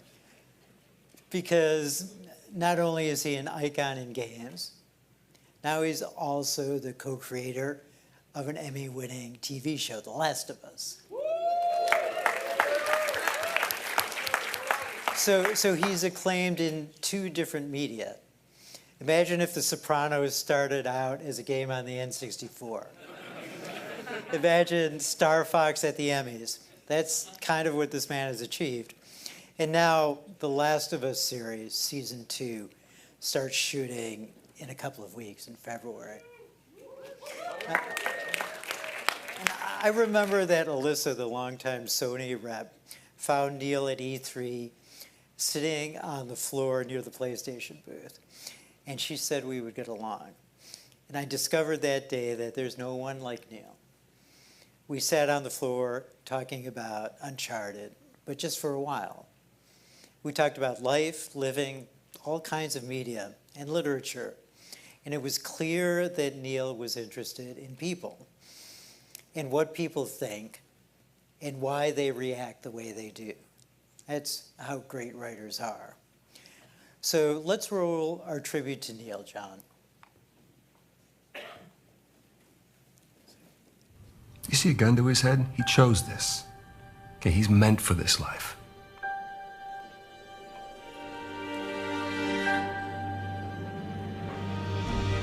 Greatness from small beginnings. Parvis Sic Parvis Magna. It means greatness from small beginnings. What can you say about Neil Druckmann? This is a man whose career has spanned the breadth of what we think about when we think about video games and what they can be. He's helped co-create game worlds that are firmly rooted in reality, like swashbuckling heroes solving mysteries based on historical figures and historical events. He's also created unimaginable worlds, the kind of which can only exist in the anything goes field of video games, like for instance about a global pandemic that ravages the world for years that we were totally unprepared for and changes so much about how we live our lives day to day, and that we'll never forget. Here's what's cool. With The Last of Us, Neil and Naughty Dog changed everything. The company that Jason Rubin and Andy Gavin created to showcase Crash Bandicoot became the studio that changed everything through the eyes of Ellie. The Last of Us on HBO became the first great TV show based on interactive entertainment. Drama, action, suspense, tragedy, and just a little bit of comedy.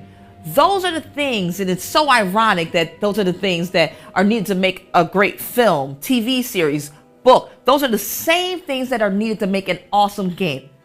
Neil has mastered the art of making us feel and connect, and it's for these reasons that Neil has more than earned his spot in our legend circle for the New York Game Awards.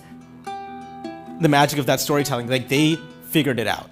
They figured out how to mesh the gameplay and the cinematic so perfectly that you just didn't even realize what was happening. I don't even remember going for a bathroom break. Neil's games aren't just the games that I grew up with, right? You're not just moving through a 2D plane and filling in the gaps of that story, right? There are cinematic choices in the writing, in every camera angle, and in how you interact with the world itself. And as a creator and as we watch video games evolve, more cinematic storytellers, right, are coming into the fray. And I think Neil is one of the prime examples. When you're put in a situation where you're sort of like the face of these games, like if you're the face of The Last of Us, Uncharted, when people immediately associate you with these games, like you're put on broadcast to the entire world. People are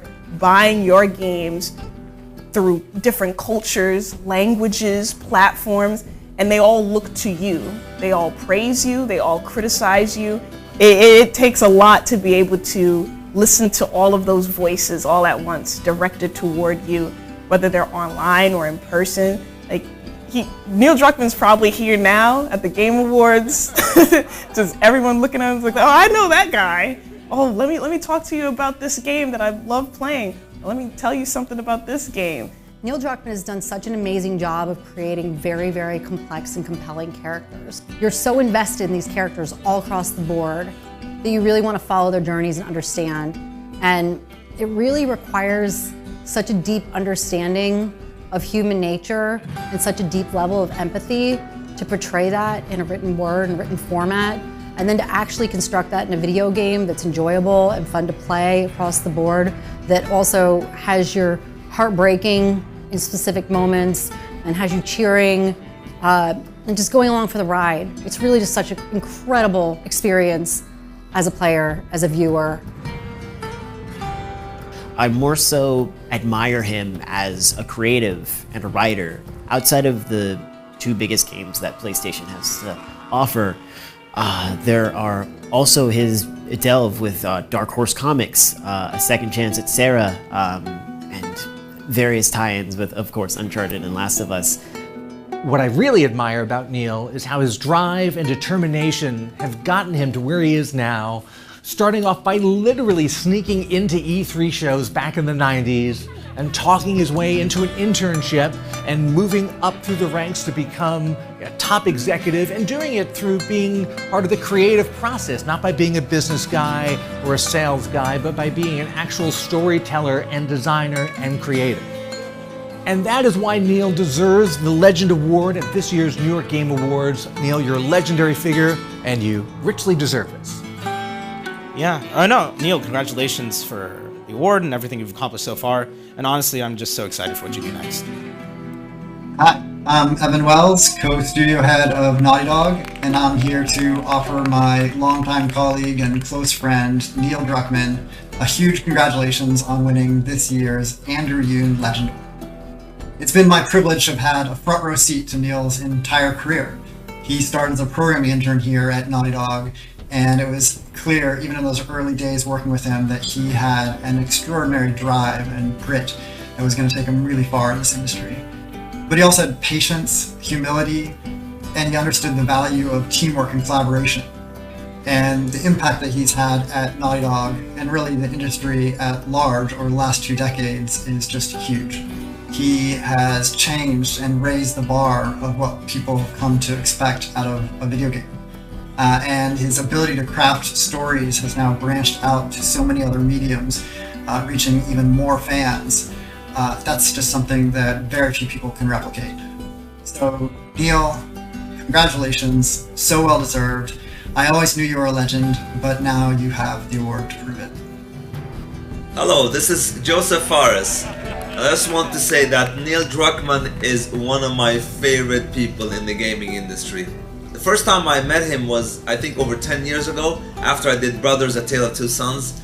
I remember getting to the offices of Naughty Dog and he showed me around what they're working on, and for me it was a big moment because I'm such a big fan of, both his and Naughty Dog's work, obviously, so it was a super, I don't get nervous that often, but at that time I remember I was, but he was really nice and supportive and super humble.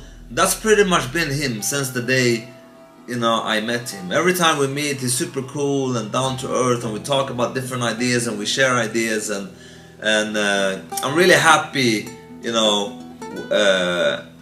like where his career is going now, and I'm really happy to see where Naughty Dog will be in the future, and I'm really looking forward to it. I'm pretty sure it's going to be amazing stuff we see out there, and who knows, maybe in the future we might work together on a project, so let's hope that happens in the future. And I want to congrats Neil, not only to be a great game developer, but also to be a great human being. Thank you.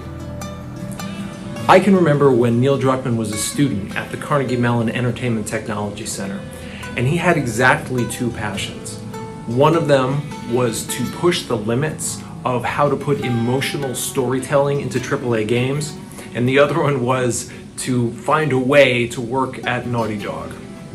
And it's been amazing over the years watching how he's used his insight, his vision, his patience, and his caring to succeed at both of those things beyond our wildest dreams.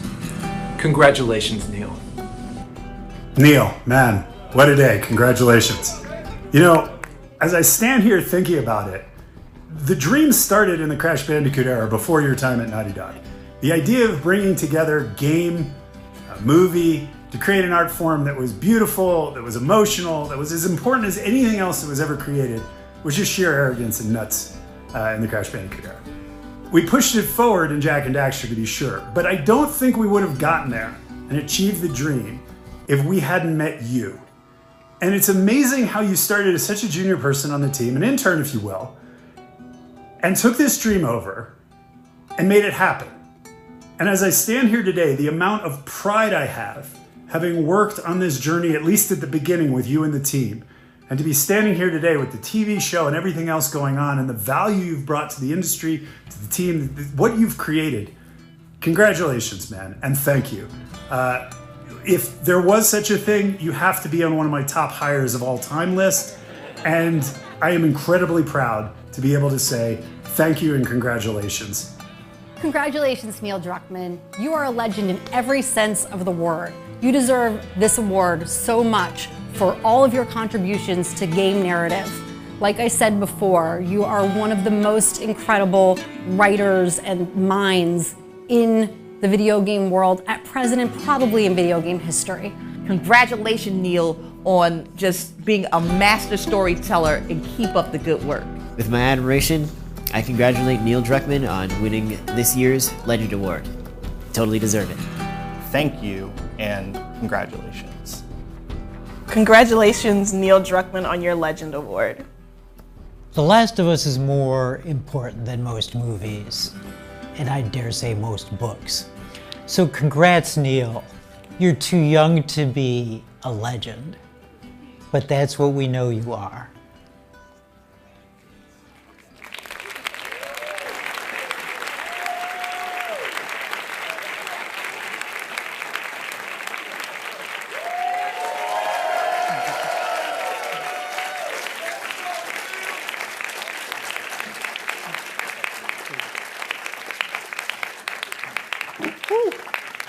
That was surprising and wild.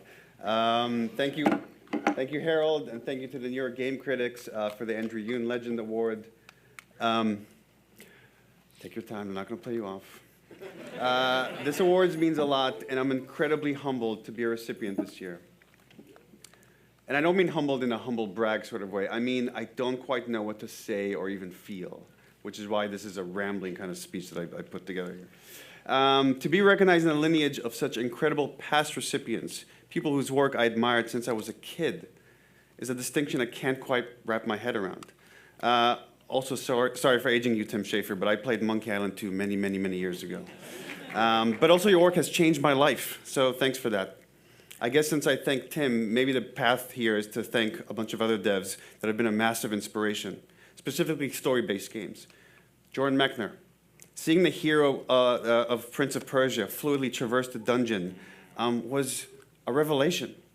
Ron Gilbert, the creator of Monkey Island. Those characters, that world, the humor rivaled anything I saw in TV or movies. Valve, for elevating storytelling outside of cutscenes and showing us how we could do it in Half-Life. Ken and Roberta Williams for founding Sierra Online. I learned English just so I could play King's Quest, Space Quest, and even Leisure Suit Larry. Okay, there's just too many to go down this road, so I just want to thank every developer who pours their heart into their work. You've inspired countless of people to want to make games, including this guy. Okay, so maybe I should thank the people who helped me break into the industry. Jesse Schell, as you saw in that video, who was my game design professor at CMU, who as part of his final lecture gave an impassioned speech about trying to make a positive change through one's art. I think about that speech often. To David Banks, who saw potential in me back when I was a computer science student at FSU. He encouraged me to just start making games. Don't wait until you break into the industry. He also sent me to GDC for the first time where I met Jason Rubin. To Jason Rubin for taking a shot on an unknown student, giving me my big break at Naughty Dog.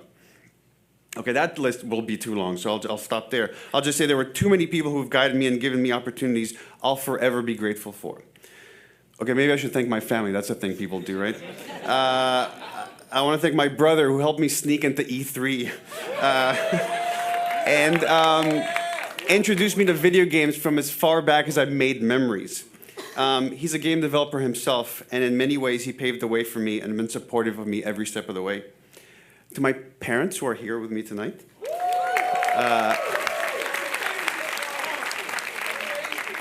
I can't thank you enough for the sacrifices you've made. You've moved to another country to give me and my brother an opportunity to pursue our passions.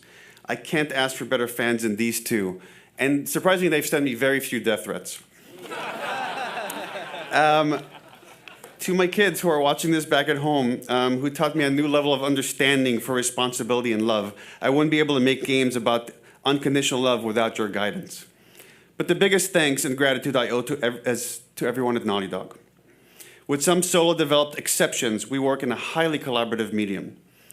Each day, I get to come into an office that is brimming with talent, and I get to collaborate with some of the best developers in the world.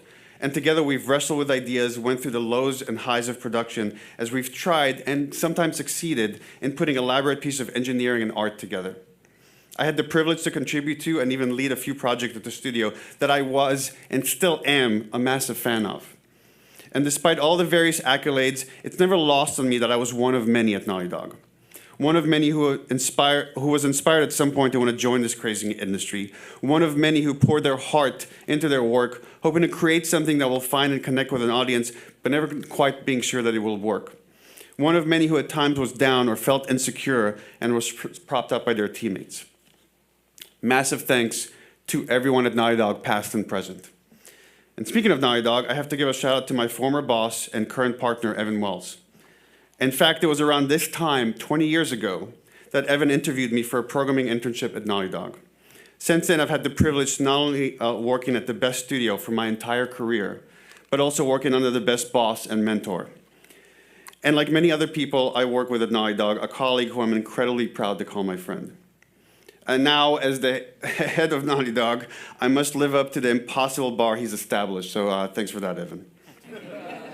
Okay, a couple final thoughts as I finish my rambling. I love this industry. At times it can be hard, overwhelming even. But when we come together, we can create something quite magical. I see all the games being honored this year, and I feel pride that I work in the same industry as you all. Playing your games, I feel the same joy, escapism, inspiration I felt as a kid, and I hope that never goes away. And I mean this from the bottom of my heart, suck at Succession, you can't win this one. Thank you very, very much.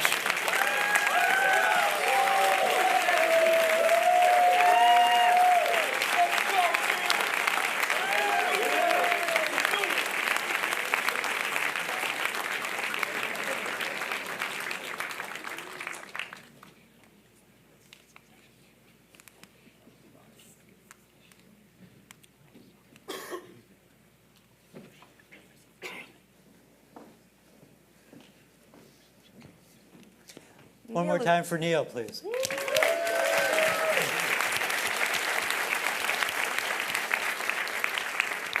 I mean, Neil is so cool, isn't he? Let's get another round. Personally, I can't wait for season 2 and the next game. So I know you're excited for the big finale, but we have a couple of awards left to go. So just like a dope pair of headphones, I appreciate a great cocktail, accompanied by a cigar that's kind of like me, full-bodied and just robust. Especially made in a landmark sequestered spot. Here in NYC, Chumley's was a 100-year-old secret speakeasy bar in Greenwich Village that closed shortly before the pandemic, unfortunately. To honor that, here's the Chumley Speakeasy Award for Best Hidden Gem, and here to present is our journalism chair, Nick Capozzoli, and CNN's Mike Andronico.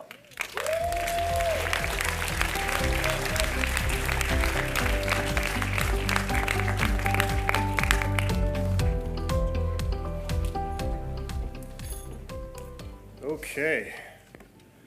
So, named, of course, for the surprise hit film that came out in 2020 starring Adam Sandler, the Uncut Gem Award is given, I assume, to the most anxiety-inducing video game of the year. Personally, I hope that it goes to Baldur's Gate 3 for the time it crashed in Act 3. My desktop got frozen in a boot loop, man, and Nick. It was my work computer. I'm a journalist. I have a 9-to-5. No, it's the Hidden Gem Award. It goes to the best indie game that may have flown under the radar last year. The best deep cut, if you will. That doesn't sound right. Anyway, here are the nominees for Best Hidden Gem.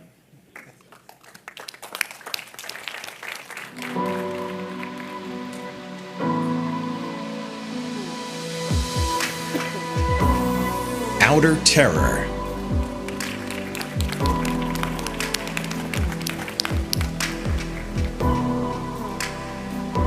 Conrad Stevenson's Paranormal PI.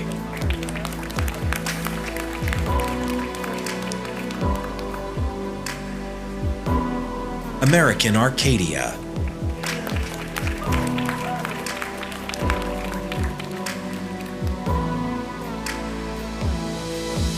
Nine Years of Shadow.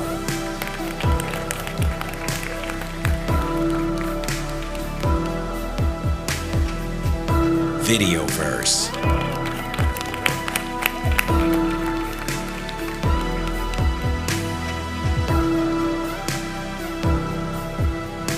Slay the Princess.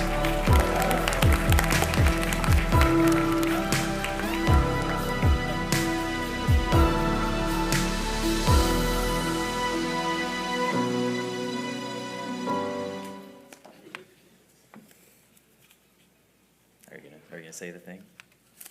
And this is how one of them wins. And the winner for the Chumley Speakeasy Award for Best Hidden Gem is Slay the Princess.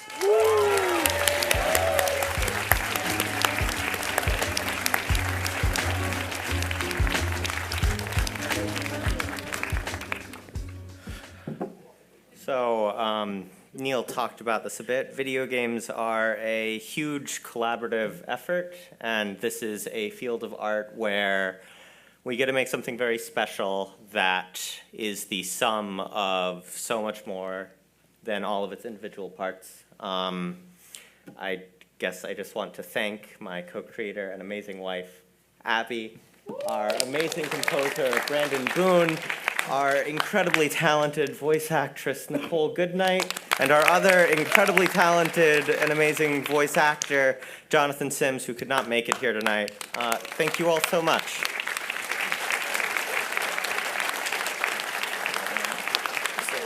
No, it was good. Congratulations, and thank you for joining us all the way from Toronto, one of my favorite cities. Now, those wonderful add-ons called downloadable content. Now, look, they can feel as exciting and trippy as any action-filled main game.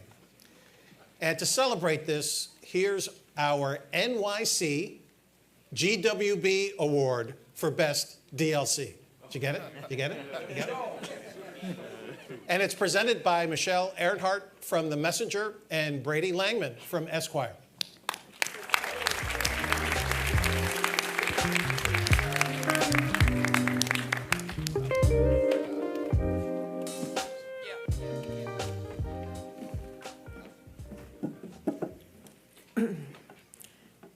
When you really connect with a game, sometimes there can be nothing more disappointing than seeing the credits. That's where DLC comes in. The best DLC can take you on whole new adventures to unseen locales. Or bring new context to what you've seen before. Maybe you'll return to a mysterious castle filled with miserable piles of secrets. Or maybe you'll meet Idris Elba. Wherever your continuing adventures take you, Here are this year's nominees for the NYC GWB Award for Best DLC.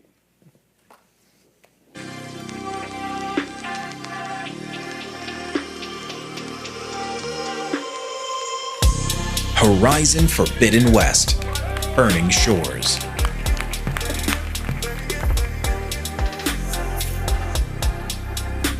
Resident Evil 4, Separate Ways.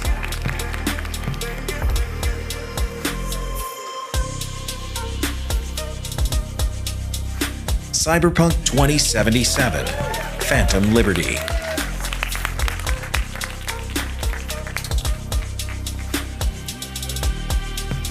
Dead Cells, Return to Castlevania.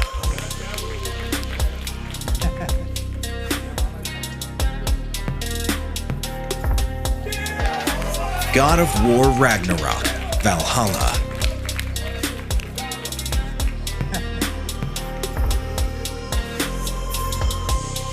Vampire Survivors, Co-op Mode.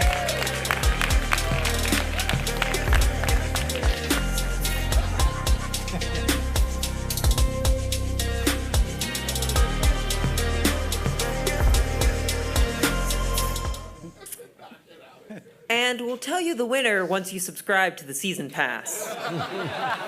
Kidding, kidding. The winner for the NWC GWB Award for Best DLC is Cyberpunk 2077 Phantom Liberty.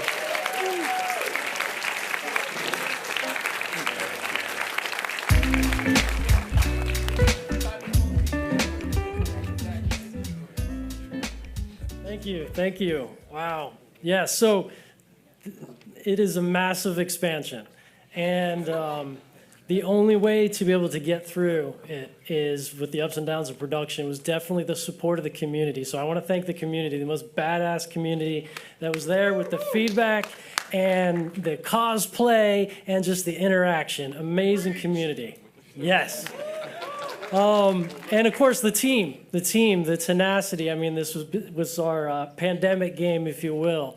Lots of ups and downs, as you can imagine, and they pushed through with the passion of telling a storytelling game, expanding the world, the immersiveness of the world. And thank you so much, New York, committee for the votes and everything. Really appreciate this. Awesome, thank you. This is such a cool event, I want to say. This is such a cool event. It's so chill. And it's just a short drive away from our new office in Boston. Did I do that right? I don't know. Thank you. Thank you.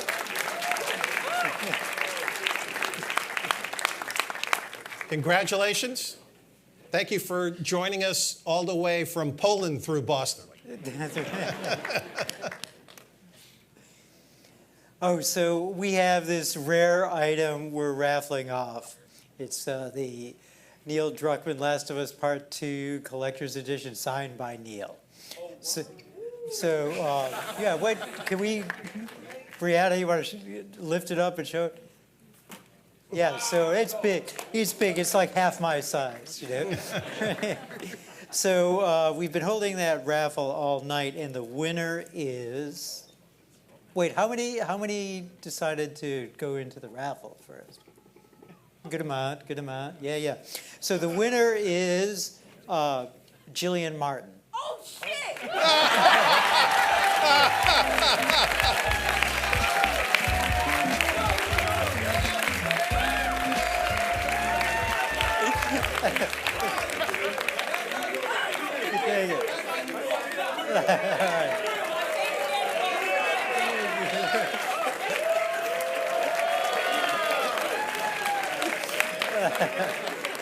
I love it. That Ellie statue is like that big, man. That's my copy of it. It's opened already, but it's in pristine condition. I love it. You never know what you're going to get at the show, but you still have an opportunity to get some Neil signed copies of The Last of Us. We just put a couple up on eBay, so you still have a chance to win. So try to get on there now, not now, but right now. And speaking of now, it's time for the big one. Right. The big one. The big one. The big one. You know, do we have to do this every year? Yeah, we Yes. do. Yeah, we do. The joke is kind of getting old. No, it never gets old. Every year. Okay. My body is ready.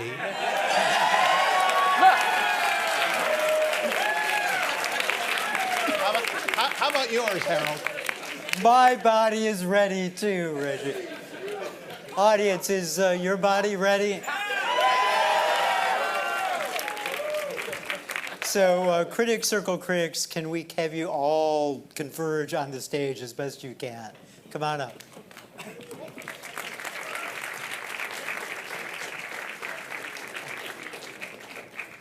And as they gather, it's tradition for the newest members of the circle to present the Big Apple Award for Game of the Year. So here's Luis Aguavivas, the superb writer from Pop Matters, and Shannon Lau from Inverse. Luis and Shannon, can you please do the honors?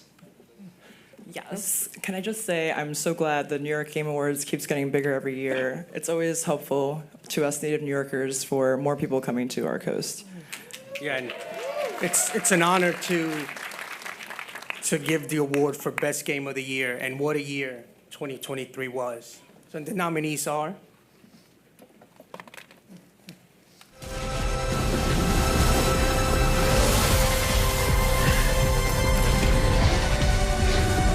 Armored Core 6, Fires of Rubicon. Code 1-5. Target for termination sighted. The Legend of Zelda, Tears of the Kingdom.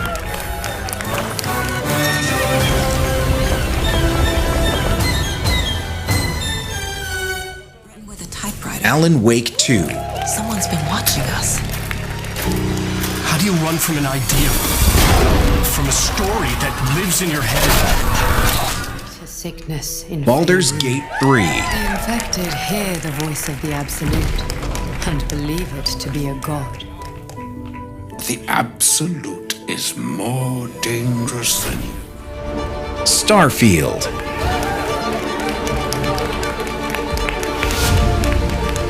We do not fully understand all that is at work here. No finer group in the stars. Hi-Fi Rush. Let's rock. This is awesome! Vandalay Technologies isn't just coming from my arm. They're after all of us. Marvel's Spider-Man 2.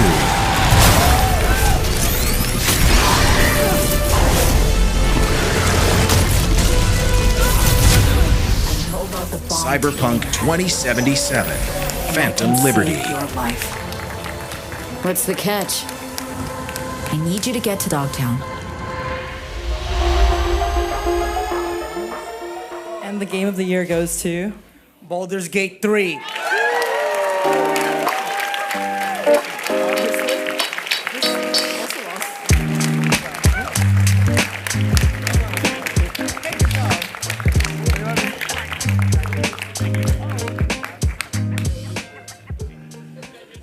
This is amazing. Thank you, all of you, really. The first that I really want to thank is the team that brought me here right now to this stage. 6 studios working 6 years during a pandemic. That was quite an experience, but it was an amazing job, well done. So I really want to thank all of them. I also want to thank the community, the players, The reception was amazing. You cannot imagine the vibe in the office when we shipped this game. Seeing the response of the players, it shattered our wildest expectations. And also, it's the community as well that helped us build it. We were in early access for quite a bit. And there was a lot of feedback, and we tried to incorporate that as much as we can. And it made the game better. It's not our game anymore. It's the game now of the players. It's the game of the community. It's out there. It's really amazing. I want to thank New York Game Awards as well for this, for inviting us, for honoring us this much. It's a privilege for me to accept this in the name of everyone at Larian. Thank you very much.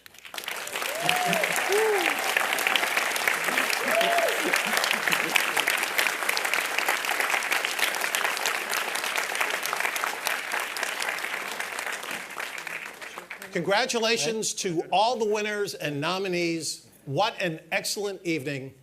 I had a great time. How about you? Did you have a great time? But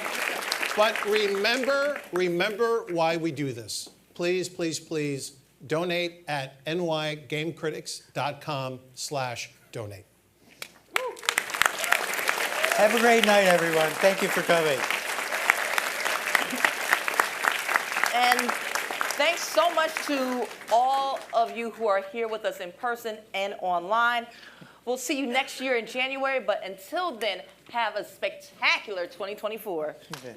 Good night, everybody. Thank you.